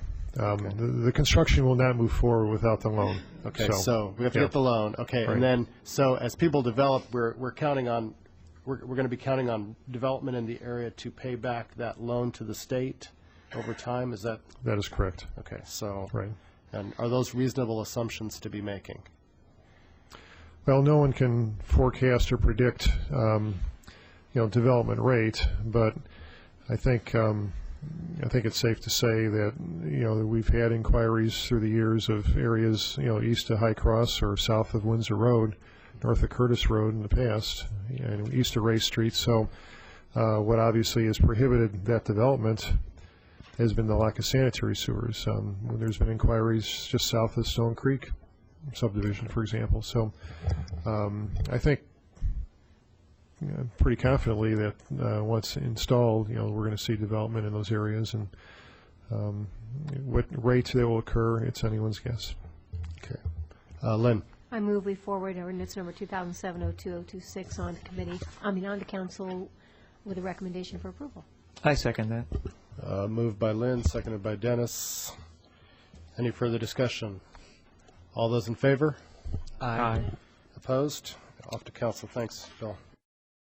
Next item is discussion of ordinance number 2007-0103, an ordinance to repeal the planned unit developments and to adopt a reinstatement on planned unit developments. Abbreviated statement there. This comes to council next week, having been sent on from a previous council meeting, and with the idea of discussing possible amendments tonight. Robert, thank you. You all have been very patient in all these meetings. Thanks for that. At the request of the mayor and at the last council meeting, I did email everyone a copy of, a cleaned up copy of the ordinance with that correction that was pointed out. If anyone needs another fresh copy that I emailed you, or if you've left it behind, I've got one here if anyone would like one. Other than that, I just wanted to cover just a couple things real quickly. Hopefully as a way to move forward with what we've been working on. First, I wanted to just go back to what we're trying to accomplish. What we're trying to accomplish is to create a tool that's useful, and we've worked back from there. Our goal has not been to streamline the process for developers, so to speak, but our goal has been to make a tool that's useful. And so we work back from there, and all our actions have really worked back from that. We ask the questions, well, how do we make it useful in terms of the requirements? How do we make it useful in terms of the process? And in the end, do we get something that the community is going to be proud of and is really superlative? And that's what we've been trying to do. So, but in the process, we have looked at combining a couple of meetings, but I'm going to touch on that in just a second. The second thing we're trying to do is carry out the comprehensive plan, and in the plan it does state directly, and I'm quoting here, amend the current plan unit development ordinance to better accommodate master plans incorporating a mixture of uses and subdivisions. So the other thing, again, we're trying to do is to implement the comprehensive plan. As a suggestion on a way to move forward, we've gotten some good feedback from the mayor and I'd say the majority of the council members here at between preceding meetings. So with that, I'd like to suggest something. In fact, Brandon, Brandon, tonight you had something specific in writing. Why not make that first Plan Commission study session mandatory as a way to be helpful, and Brandon, you provide something in writing here tonight that would do just that. I think that would help move this along, I hope. What the implication of that would be is that there would be a minimum of 3 public meetings and a preliminary preliminary conference. Under our current ordinance, if you go by the book, there's a minimum of 5 public meetings and a preliminary conference. What that does is that sometimes it will, I think, weed out some of the smaller infill projects that may have out-of-town developers, frankly, and with that many meetings. So we've kept that in mind and tried to look at the number of the meetings that are during the process. So if we have 3 required meetings and plus that preliminary conference, it's possible it might weed out a couple of small infill projects with out-of-town developers, but I don't think it's going to change the situation for the larger projects, because people will still think that it's worth it to go through the process for the larger projects. Particularly thinking of Orchard Downs. I think that's going to happen regardless of whether there's 3 required meetings or 2 or whatever that might be. But I would like to say that Orchard Downs couldn't happen today under our current ordinance. It couldn't happen. It doesn't allow for the mixture of land uses. It doesn't allow for changes of variation of lot sizes and things like that. So I do think it's important, if we want to see developments like Orchard Downs happen, that we do something that will allow that to happen. And the third thing I was going to suggest or just share with you is there's been talk about maybe we could have a combined meeting with City Council and Plan Commission. But in the end, planning and development is just really a fancy kind of zoning. And in zoning, there is really a separation of powers in that and the theory is that you have this blue ribbon panel that's recommending body with a public hearing, and they make an independent recommendation and hold that public hearing, and then pass that recommendation along to City Council. It's a little concerning that if we have joint public meetings with the Plan Commission, and then that same application is then going to go on to Council, it might be seen that as an undue influence on that process that has been established through the state statutes and through zoning practices in Illinois and all over the country for years. But I think what we're proposing here is good in that if we have those 3 meetings, that preliminary meeting to start out with, and then when we get the initial application, we provide copies to all of you and to the public as well, and hold that public process. And you all could provide input along the way. I suspect that you would if you felt strongly about something. I think that would be good and helpful. Brendan. Mayor, you go first. I just had some questions. I was concerned that you said that Orchard Downs would, go into our current ordinance, because maybe a copy of the current ordinance that says under item D, promote flexibility in design and permit planning diversification and allocation of structures, promoting efficient use of land, and a more economic. What are you saying in the current ordinance would prevent Orchard Downs? It doesn't really allow you to mix land uses. It doesn't really allow you to. Sure. Yeah.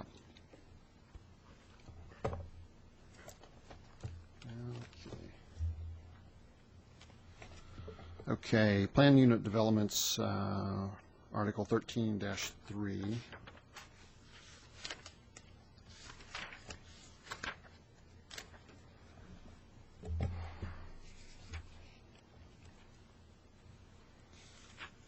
Okay, as far as the uses, that's on page 200, section 13-3C. And then as far as the, let's see here.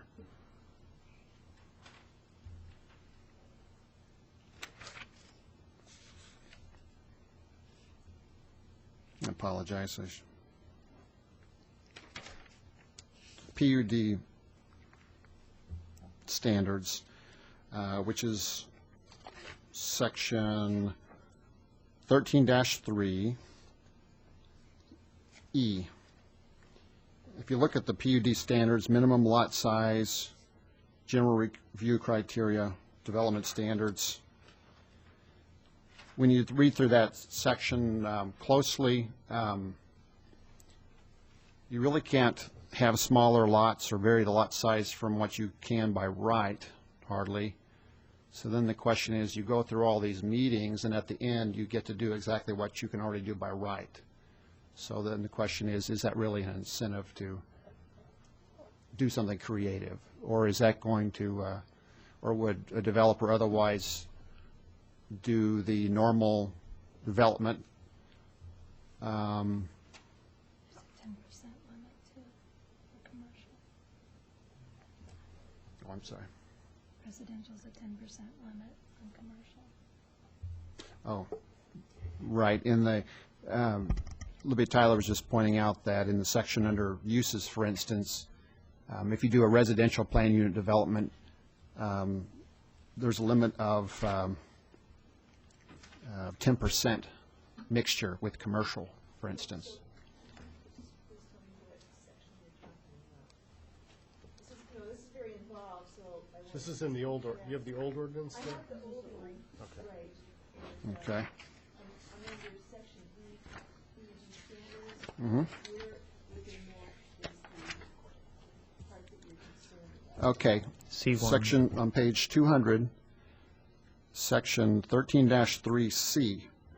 The uses permitted in a PUD are as follows. Number one, residential PUDs, plan unit developments permitted under the provisions of this section in the agricultural and residential districts may include any use permitted by right or as a conditional use or as a principal accessory use in the agricultural or residential district. Okay? And then a maximum of 10% of the gross site area of a residential PUD may be devoted to commercial uses permitted by right or as conditional use in the neighborhood business district. In other words, if you have a residential plan unit development, it's going to be just residential. You don't really have a chance to mix in that commercial area so that you could have within walking distance. You couldn't have the mixture in the same buildings, you know, with commercial on the first floor and residential on the second floor. It's very limiting. So you get a 10% mixture there for commercial, and the rest still has to be residential. So then So what does the new one say? the new one allows you to have a lot more, actually allows you all to have a lot more flexibility in what you all would approve. It would allow you to have a mixture between commercial and residential. It doesn't give percentages? Let me turn to that section. I'll tell you exactly what it says.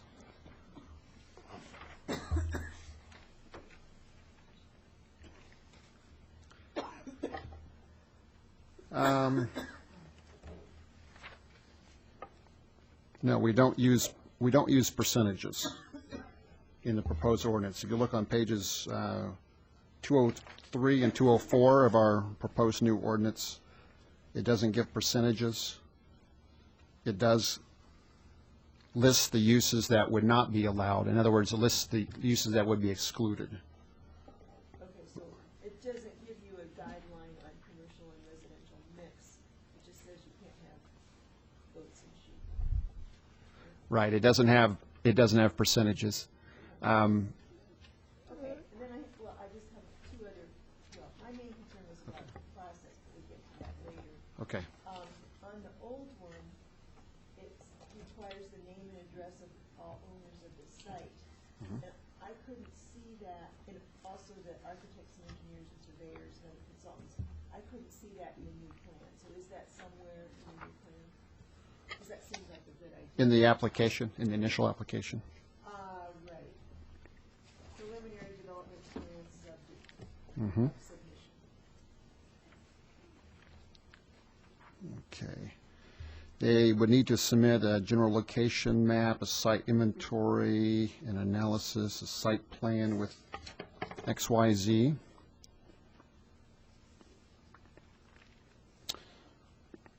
We would ask that as part of the application. So it's not spelled out in the ordinance, but it's on the application? For a list of the property owners? Yeah, the owners, Mm-hmm. and the planners, architects, engineers, or other consultants. We always ask for that information on applications, so we could do so here. All right. That's Then logical. one other, this old one also requires a development schedule, Mm-hmm. indicating the approximate date when construction will begin, stages that will be built, the date when each will be completed, and I wondered if that's in the new version. I didn't see it, Mm-hmm. so I thought that was also a very important thing. Okay. Honestly, Your application, I don't recall, honestly, off the top of my head, but I can review it real quick and find out.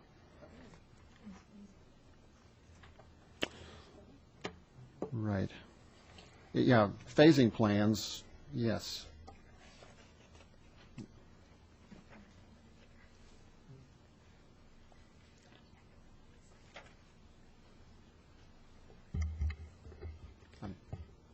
Sorry, are you looking for the? yeah, I was just wondering if it was in the new one. Well, I mean, if you can't find it right this minute, other people have questions, but those are the two questions. Okay. Brendan. Okay, so let me walk through what I handed out to you. I handed out this little two-sided proposal about the PUD application process. Let me start by saying that the PUD changes on whole, I think, are very good. The table of RDFs, the recommended design features, the breaking out the different kinds of PUDs and the mix of uses differently, I think we support all that. Tonight, I think some of the focused discussion here is just on the process and making sure we get this piece right.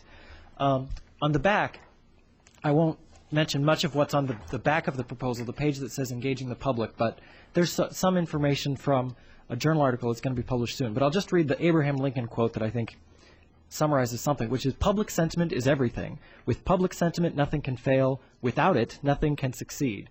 This is Abraham Lincoln from 1858. And anyway, there's some other excerpts from this soon-to-be published article about engaging the public, and I think the most important thing is engaging the public and the neighbors around a development so that the development can be compatible and the neighbors have a chance to see and understand what might go in next to them. So with that in mind today, I sat down with the new proposal and the old one and have brought this page to you, the proposal planned unit development application process, with 3 suggestions. The 3 suggestions are, first, that we do make the study session required. As Robert said, and as I think other council members have suggested, it's right now strongly encouraged in the version we were presented, but I think making it required makes sense. So that there are 2 steps required for everyone to go through. The second change that I suggest is adding public notice of the study session. We would use the same public notice requirements that we would use elsewhere in the other steps of the process, so that this study session is something that all the neighbors know about. And what I put here in the box is exactly what's in our current ordinance and what came from our current proposed diagram. So my box is just a copy of what's already on the flowchart from before. The idea is the same public notice step would happen here at the study session as would happen elsewhere, which is the legal ad 15 days prior, a letter sent to residents within 250 feet, and signs posted on the property, so people around know something's happening and know the study session is happening and can come to it.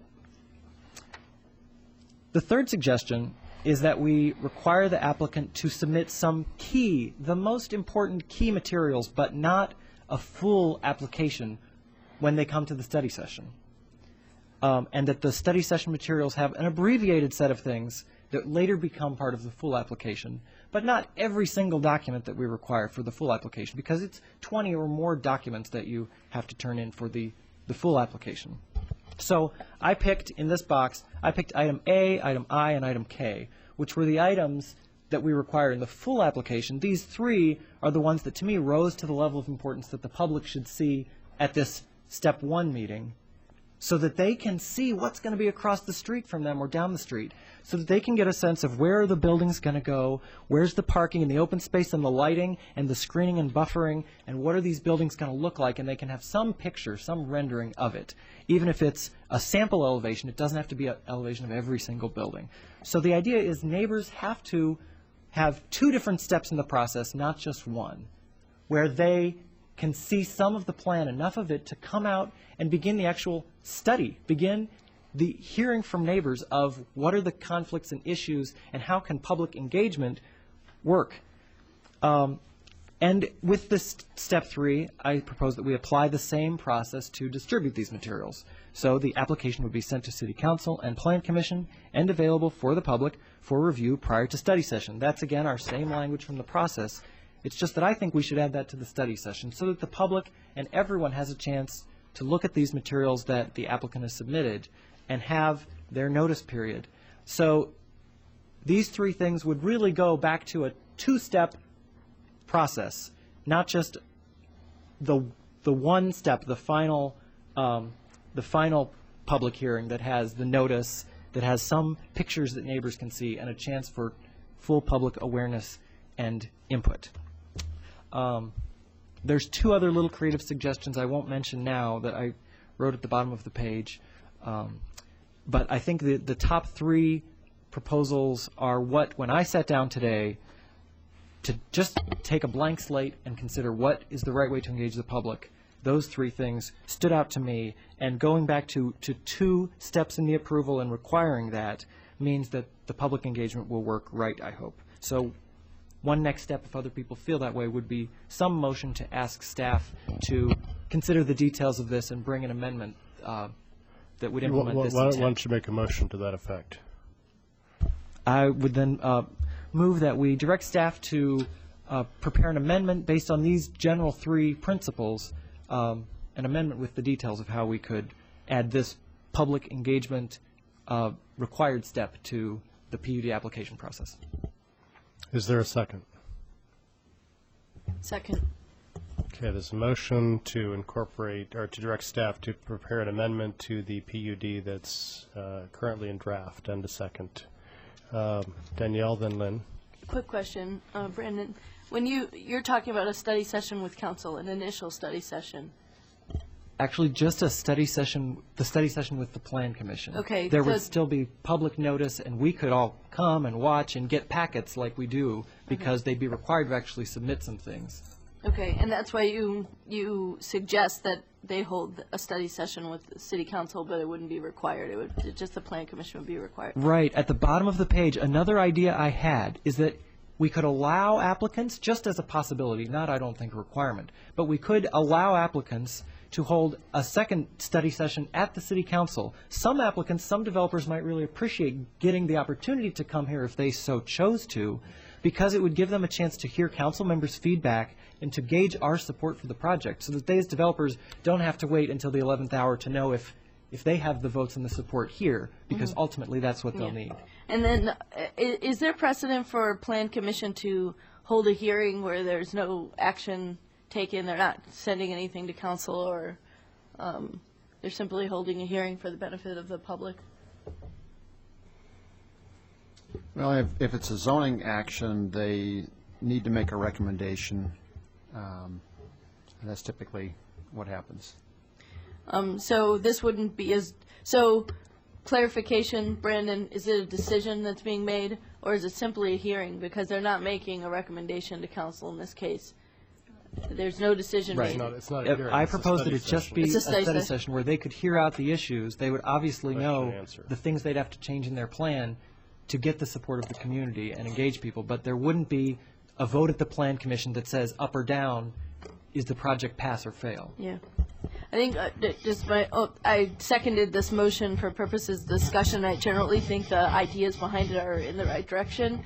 I wonder if that study session really should be a council study session to which the Plan Commission is invited. And I only say that because the Plan Commission has a kind of distinctive role of having advice, and it's also the case that it's the City Council that will make the final decision. And what I would like to avoid is situations I've seen at times in the past, not recently, but where basically the 11th hour would come along, and then Council would have concerns that really needed to be addressed at the beginning.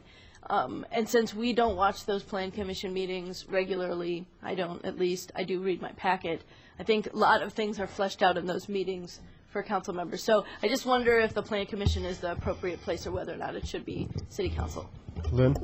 I guess I want to ask staff if they have any heartache over this possible amendment to the plan. We reviewed Brendan's proposal, and we think it's productive. We could combine the notices, but we are treading, and Danielle's comment does make me nervous because we need to be clear by state statute, case law, and planning practice that this is a zoning review, and there's special considerations that governments need to use in undertaking zoning review. The Plan Commission is the official hearing body for that, and those meetings need to be specifically noticed, and there's procedures during those hearings where you have things that are said at the meetings are evidence, and there's case law where you have to have an opportunity to cross-examine, to present evidence. It all needs to be there, and we, by our bylaws, prohibit our planning commissioners from engaging in ex parte communications on the cases and, from lobbying, and that's so that we have a good, defensible due process set up for our zoning decisions. Once the Plan Commission will hold their hearings, and they may have a study session, there's no problem with that, and they can continue the hearings, they will make a recommendation to the City Council with findings of fact. Those findings of fact need to be supported by all that record, that public record that's accumulated during the testimony that people provide. And this is really how we can defensively make zoning decisions. When it gets to the City Council, you use that record, those findings of fact. You may alter it if you have a good reason and you document those in the process of your ordinances. When we begin to mix up the City Council final decision that they make with the Plan Commission hearing process as a quasi-judicial body that reviews zoning cases, then we've disturbed the integrity of the process. And why is that important? Well, the petitioner can say that council members were lobbied, they were influenced, I didn't get to see all the testimony that was entered. Different rules apply in a Plan Commission hearing than in a City Council public meeting. And the second reason would be not just the petitioner, but a neighbor who might object to the proposal needs to be able to come to the City Council and protest. So we don't want to mix up, as much as we'd like to keep open communication, we don't want to mix up the roles and responsibilities of Planning Commission with the City Council. And actually, it's a good thing in terms of balance of power that sometimes our Planning Commission may make a recommendation that maybe the City Council alters because you have a broader purview. And we will guide you in making sure that those decisions are defensible. And that has happened on zoning cases. But that is a good American process of working through the different steps and having staff to review and make a project better, the Zoning Board of Planning Commission to review and make a project better, and finally, City Council to review and make the project the best it can be. Laurel, then Dennis. Libby, under the existing system, there's the preliminary conference, there's the Plan Commission study session, there's the Plan Commission hearing, and then there's the City Council meeting on the preliminary.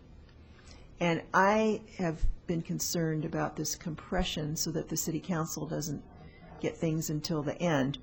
But you're not suggesting that the current system violates the zoning procedures, because then we start in on the final plan and it goes again through the Plan Commission and then to the City Council. But I think some of these things are so complicated that people need a couple of looks at it. a couple of sessions on it. Absolutely, and that's why in these big cases, they do get continued. The Plan Commission, if they have a lot of testimony, they pretty much always will hold it because they want to be able to digest it. Many times they'll have comments, so they'll carry the item over to the next time and may have staff or the petitioner provide information back.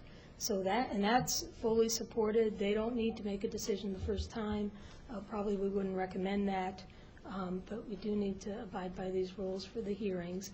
Then when it gets to City Council after Plan Commission, after that process with their recommendation, you too can, ordinarily we do take zoning cases straight to a council meeting, but on a complicated case, we will sometimes go to committee if you've noticed that. And you as well can continue, consider, ask for additional information. We just want to make sure that those requests are, open and public, and so if there is a dispute that, it's a transparent process. But the current process, the current ordinance does not violate those standards, right? It doesn't. The current is, broken in terms of, remember it was written in the 60s. It's good in terms of zoning process protection, as is the proposed. Both are fine, as is Brandon's amendment. All three are compliant. That's good. The problem we felt with the current was that it wasn't a true planned unit development and that it required essentially the same thing to be done twice. And we would like more and better information on planned unit developments, and it can go through several steps of review, but to have a preliminary plan that's very rigorous requirements followed by a final plan with almost the self-same rigorous requirements, so much so that we've already pretty much collapsed the two. It's just a kind of onerous and might have made sense back in the 60s, but nowadays I think that we can request the best information right up front. Why not? Why not have them do the final proposal right up front after the study session where they get some input, staff review, and we're fully empowered to request changes at the Plan Commission level, make it better to meet our guidelines. Now we have these whole tables of developments suggestions to better fulfill our comprehensive plan. We don't have that guidance now, so I think we're giving a lot more indication, and we can certainly suggest improvements at the staff level, then at the Plan Commission level, and that might include neighbor suggestions. And finally, at the City Council level, as long as the city is not being arbitrary and capricious, but there's a reason that we can tie it to a policy or to an item in the table, we can make these plans the best they can be. We can really have exciting, very good projects through this process. Dennis? I guess I had two questions. When I was reading it, the thought that occurred to me would be that certainly there should be a study session early on to which neighbors would be invited, may be made aware. And my vision was that it would be held at a convenient location, perhaps not necessarily at the City Council chambers. And your discussion with me before the meeting tonight indicated that actually that would not be an appropriate venue for it because of the constraints of the zoning ordinance requirements. So that being said and understood now, I guess my second question has to do with actually the input that does come from the community members, the citizens. In a study session, they're allowed to speak and make comments on the plan because the plan is basically being displayed and shown, and we have representative, I assume that there'd be a representative of the developing agency that, or an agent of the developer present to answer questions. When the comments are being presented by the residents who have perhaps who live across the street or in adjacent areas to the site plan, and they bring up concerns, isn't the public input at these meetings the role of the Plan Commission is not to answer public input concerns? It's merely to take public input. Isn't that correct? In other words, isn't their role somewhat like when the City Council receives public input in a committee session, that we're not here to debate the facts that come to us. We're merely listening and absorbing them. I guess my question is, really, how does the concerns of the public get activated upon or become action points? I think what you're describing is more like the public hearing. The study session should be informational. It should be a little more casual, a little more open-ended. There's public input at every plan commission, and so that would be part of it, but it certainly wouldn't be, the more reactionary where there's a public hearing and people may testify. Now, the Plan Commission, the hearing officer of the Plan Commission may not be able to answer the questions, but should and could direct the questions then to the petitioner or potentially to staff for further analysis, and that's why it may come back. So answers do come about. It's really, it's almost like a court proceeding where the idea is to collect evidence, answer questions, and the chair of the Plan Commission is very good at doing that. And they screen out a lot of, they spent 2 hours on a case the other night that you probably only need to spend maybe 15 minutes, maybe 20 minutes on. So, that's the service that they do to the community. Is that a promise? We're going to try. Okay, I appreciate that. I guess my concern is, does the public input become a matter of public record in the sense that this information? I mean, the Plan Commission is going to absorb the comments in public input, but they're not required necessarily to meet or answer or solve the input, because really what they're doing is they're receiving information, they're making an evaluation, and then they're going to evaluate and then decide by a vote whether they recommend the plan as proposed to City Council. Well, so how what I'm trying to understand is where does even the City Council then come to understand the concerns of the public that are left or brought to the public input of the Planning Commission? Well, the Plan Commission doesn't just vote up or down. They're testing this, and staff does this ahead of time to help them, and then we're there to help them at the meeting. They're testing the proposal against certain standards and guidelines. So they're making a recommendation to the council against these criteria. Almost every meeting that may involve a change.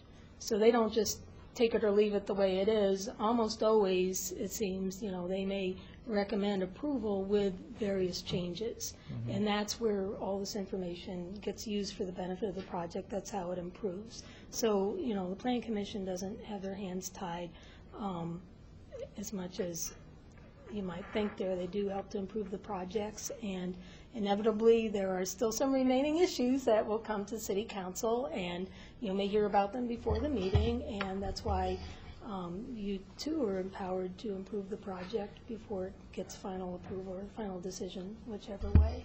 Well, my concern partly is also that I've actually heard the members of the Planning Commission unsure of or ask or state that it's not really their job to change the plan, but to merely evaluate the current plan and then to recommend it or not. And my impression is that they don't feel that they have power to dabble in the plan structure. Actually, their decisions depend on what they're looking at. And I think many of them have been on the commission for many years, and there are some things where they're limited, and rezonings is one. Special use permits is not one. Special use permits is one where they can apply conditions, and they're aware of that, and they do make those changes. Subdivision ordinance, there's limited purview, and they do understand the differences between those. Plans, of course, is their own creation, so we can develop plans, and I mean plans, not special use permits, which a PUD is essentially a special use permit. So your constraints, Plan Commission's constraints for a PUD are the same as any other special use permit for zoning. It needs to match the criteria, and the conditions need to further those criteria. You can't just make up, conditions out of the blue, but they need to further the criteria, and Plan Commission goes through that exercise, and I think that, it is a little frustrating from time to time on the zoning, that you can't condition zoning, and I know some Plan Commissioners wish that they could, but that's not legal in Illinois. But special use permits they can and do, and I think they're very comfortable with that tool. So it's more Robert. flexible than I picture. Robert? Olivia, I had one thing, and maybe it will help the council to know statutorily where do you have to draw the line in terms of the role of the commission versus the city council. I know Danielle was approaching that line. Can you draw that line for us to let us know where that point might be? I think that we can mix things up when it comes to policy. Like we had that joint meeting with Historic Preservation. That was all about policy guidance. Right. When we're dealing with a zoning case, we need to follow strict rules if we're going to do it legally, procedurally. And this is, even though it says planned unit development, it's not a planning exercise. It's a zoning decision. And the best analogy I can give you would be with the special use permit. So I think if we have the city council wanting to intervene a little ahead of time with good intentions in the Plan Commission's role, there's two problems with that. One is that it will muddy the due process, and that could be a problem either from an objector or the petitioner's standpoint. And the second concern is that the Plan Commission has been enabled, authorized, appointed by the mayor to do their job, which is to review all these applications, do their best with it, create a great record, and then provide it to you as a recommendation.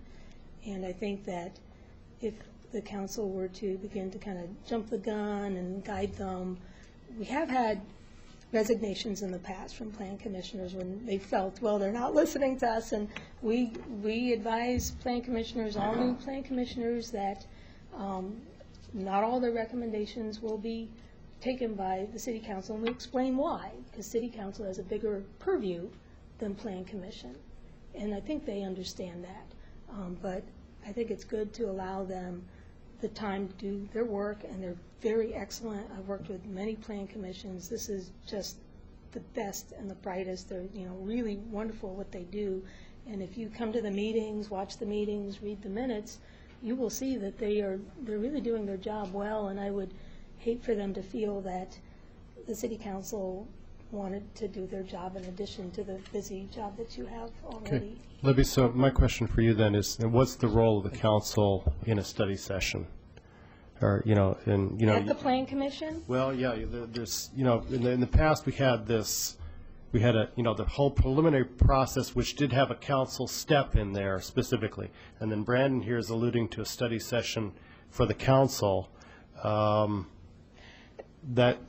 if you're only going to have one study session, and we get packets as council members, would we be able to go there and ask questions like any other citizen, or not? You can do that. A lot of council members have done that. I think a good alternative, we could just have an informational step at the City Council, not to replace the Plan Commission, but we could go to committee and provide information, answer questions. Or both could happen. City Council can come to the study sessions and participate. That's perfectly fine. You wouldn't want to be in a position where you're providing input to the Plan Commission where they might feel that they're being a little strong-armed or lobbied by a council member. That could be, you could certainly do that, but, that may be taken wrong. But, certainly come and listen, and if we can schedule it at a committee meeting for informal discussion, not part of the proceedings, ask your questions that way. Plus, you have free reign the way a Plan Commissioner is not allowed to do ex parte communication. They can call and ask questions of staff. They rarely do. You all can and should, so you can influence the project in ways that a Plan Commissioner can't. So maybe I want to get this moving along. We have a couple of staff members that are about to melt into their seats here, and those are not comfortable seats. So I'd like to get this going, would it be maybe appropriate, and in the spirit of what Brandon's got here, that there be a step in here that allows for that informal, let's bounce it off the council type session in the event that this is a complicated and potentially controversial sort of situation? You know, that's this optional step in this creative suggestions section. We would probably do that anyway. Okay, Yeah. Danielle? Seems like a report out of the study session to council at a committee of the whole would be what you're talking Yeah, about. It's yeah. a report. It's what happened at the study session, what were the main concerns that were brought up, et cetera, that comes to council. And at that point, council is made aware early in the process, can voice various concerns, proposals, et cetera, to staff. The petitioner can hear those, et cetera. I think that's probably the correct direction. Okay. Okay, we have a motion with some stuff on here. I would suggest that the motion get passed, and the people who put this motion together and the mayor discuss this with staff so that we have a final version of this for next Monday. Any further discussion? All those in favor? Aye. Opposed? Okay, this motion goes to staff for consideration next week. Basically, this is a memorandum regarding the consultant for cable TV franchise renewal. There's a resolution which would authorize the Chief Administrative Officer to approve the attached intergovernmental agreement with the City of Champaign. Our current recommendation is approval of the attached resolution. I'm going to give you some short background. I think you've all seen some more detailed background, but we can go into that. The current cable TV franchise agreement expires February 28th in 2009. Champaign and Urbana staff agree that we lack the expertise to determine the community's needs and to renegotiate the agreement, especially given the recent FCC order, and that it appears that this order may greatly affect the city's responsibilities and rights. A group of representatives from both cities and the Cable Commission interviewed a number of potential consultants and has recommended the firm of Moss and Barnett. This intergovernmental agreement commits the City of Urbana to pay 1/3 of the proposed maximum cost of the consultant, which would be approximately $46,330. This amount would be paid from cable TV franchise receipts that have been set aside in the City Vehicle and Equipment Replacement Fund for this purpose. And attached is also a memo from the City of Champaign staff, which provides additional details concerning these matters. It was a joint meeting, so it covers pretty much all the issues that we'd originally covered. Danielle. Questions? First, I'll move approval of resolution number, I move to council resolution number 2007-02004R. I second that. And if I could, Moved by Danielle, seconded by Dennis. if I could speak to the motion. Danielle. It's my understanding that the RFP that went out says that the consultant will review the internal needs assessment that we've done through the Public Access Committee of the Telecommunications Commission, and that they'll meet with the Public Access Committee as part of the initial needs assessment process. Is that correct? That's correct. So that will happen as we enter into this agreement. That's one of the things. Right. That we're, great. The second is, it's my understanding, because we're down one on staff here, that we had 3 people at the table, now we have 2 folks at the table. I have concerns about Urbana's representation at the table. I raised this with the mayor earlier this week, and would like to see us have a 3rd person at the table as we're working with the consultant. There's kind of a franchise committee. I think it's 3 and 3 from Champaign, 3 from Urbana. There would be no problems with that at all. And I think if you look through the RFP, as we work through phase 1, there's a high expectation of quite a bit of involvement by different areas of Urbana, be it the council, be it the commission, or whatever, for the right people doing the right things at the right time. Okay. Especially as it goes on to address public input and these issues. Okay. So it was Jim Gitz was the 3rd person. And because, it's another thing to add to staff's plate, it could be that as we're looking for a staff person from legal for that position, I had suggested to the mayor that we consider maybe Barb Glatney, who has been working, I mean, she's UPTV chair, she's a public access committee member, and she's commission member, could play the role of a third person in the interim. So I would hope to see that happen. The two final things are, we've made it pretty clear the importance of public access. It's my understanding that this consultant is a strong consultant, has a lot of experience, and they have experience with Insight Communications, so definitely am interested in move forward.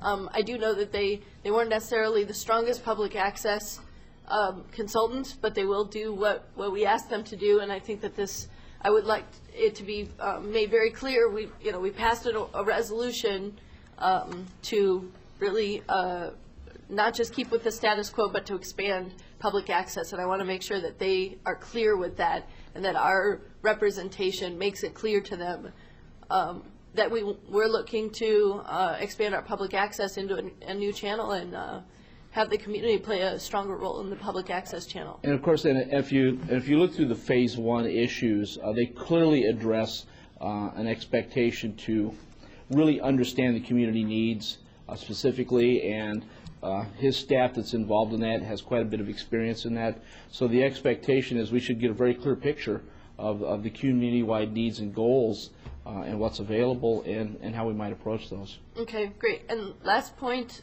since you're our tech guy, you would understand this.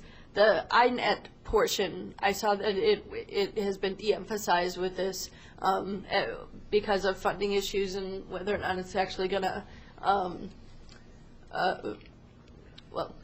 because of funding issues, our consultant may not give us as much support on that piece, and yet we have a lot of technical expertise in-house here, so I would hope that we would play a role in assessing our needs in terms of institutional networks. What is your thought on that? I guess I would say that's a given. Champaign's very involved, very specifically in a fiber plan. We've put together a committee, intergovernmental committee right now involved with the agencies that are involved from the GIS committee, and we've been meeting quite regularly on a fiber plan and a communications plan that helps to tie everyone together to get more bandwidth, but also public safety, security, backup, better balance of resources. So the INET concept, while the INET concept per se is de-emphasized, the fact that they have fiber in the ground is a known fact, and it's a tool and something that we're going to evaluate very clearly on how we might do that and use it immediately. I mean, a good example is there's 4 strands to this building. There's 4 strands right now to the county building. I mean, Insight has fiber to a number of locations right now. That's something that interests me very specifically, and I would like to have followed up in negotiations. Very inexpensive for them to turn that on, as opposed to us trenching somewhere else.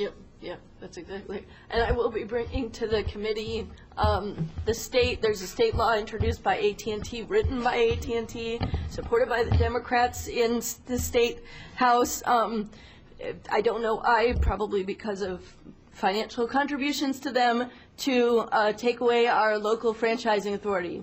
And that is the Illinois legislator. In fact, it's Democrats who have sponsored this bill and have put it before the House, and they want to remove our franchising authority, which would be a major setback. It would reduce our funding to our to UPTV. And it would mean that AT&T can redline our community, meaning that they can pick and choose and cherry pick. In fact, right now they're not even interested in building in Urbana. They're talking about just building in Champaign. That's the beginnings of the kind of redlining we're talking about. There's no net neutrality provisions. I mean, it's a horrible piece of legislation. And so I'm going to be bringing to the committee in the near future, probably next committee of the whole, a resolution to oppose this, including, of course, more in-depth information about it that needs to go to our legislatures. We have to move very quickly to be able to have the freedom to move forward as a franchising authority. It caps the PEG very specifically. At the very best, it would allow you to maintain the PEG you might have. It would cap revenues at 1%. It's not looking at capital build-outs to be available. And there are some rules in how much programming you have to push through that to maintain and keep your station. So it's a very aggressive piece of legislation. Dennis?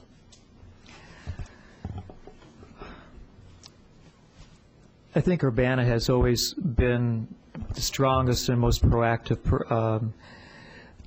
community town or city here in the Champaign-Urbana area to support not only the cable access programming and build-up, but expansion. And there's two things I've observed. I have heard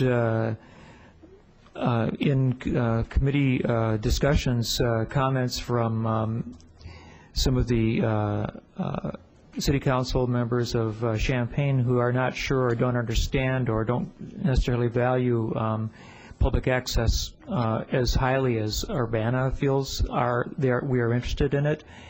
And so I have concern that even as we prepare negotiation and do evaluations, that perhaps there may be a watering down effect of integrity or purpose in pursuing a vigorous franchise agreement for our city. And while I don't know what might offset that, and whether down the road sometime I don't know, maybe we may not agree on, it may be difficult to agree on what our sites are for the final agreements.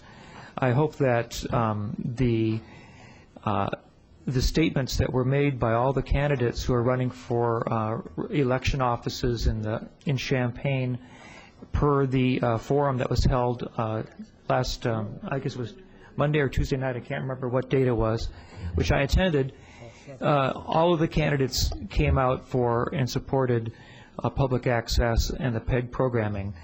So I hope that that is going to be true and that we're going to have a very strong, vigorous campaign to maintain our franchise agreement. And what I guess I was wondering is, in Section 5, in the coordination of work, it does mention that the parties agreed that the first step in the process is an evaluation of the needs of both communities. And I realize that the consultants will help us, lead that needs investigation. And is that a needs investigation that is cultural and it has to do with expression and the heart of public access, which is the furtherance of dialogue, or would that also at this time include a material and technological assessment of the community? We'll have quite a bit of input as to the direction we would like to go. One of the advantages, one of the pluses for the vendor that was chosen was very quickly discussing the inherent separation that needs to be done between Champaign and Urbana, just from an analysis perspective, and to get paperwork in place so that if we ever ended up at the very end of this process and having to go with a formal process, that everybody has the right information in place. And one of those keys is the assessment to support the PEG. We may find that our demographics are somewhat different, but we need to make sure that our analysis and evaluation supports our goals for PEG, even if Champaign's may be somewhat divergent over the long haul. We should already still be in position, in good shape to maintain that, because right now, like I said, we have a PEG channel, and it's a very viable PEG channel. Okay. Well, I think it's a very great concern for the city and the future of public access here in this town. Oh, absolutely. Any other questions? Seeing none, all those in favor of sending this to council? Aye. Opposed? Anything else? Seeing none, we're adjourned.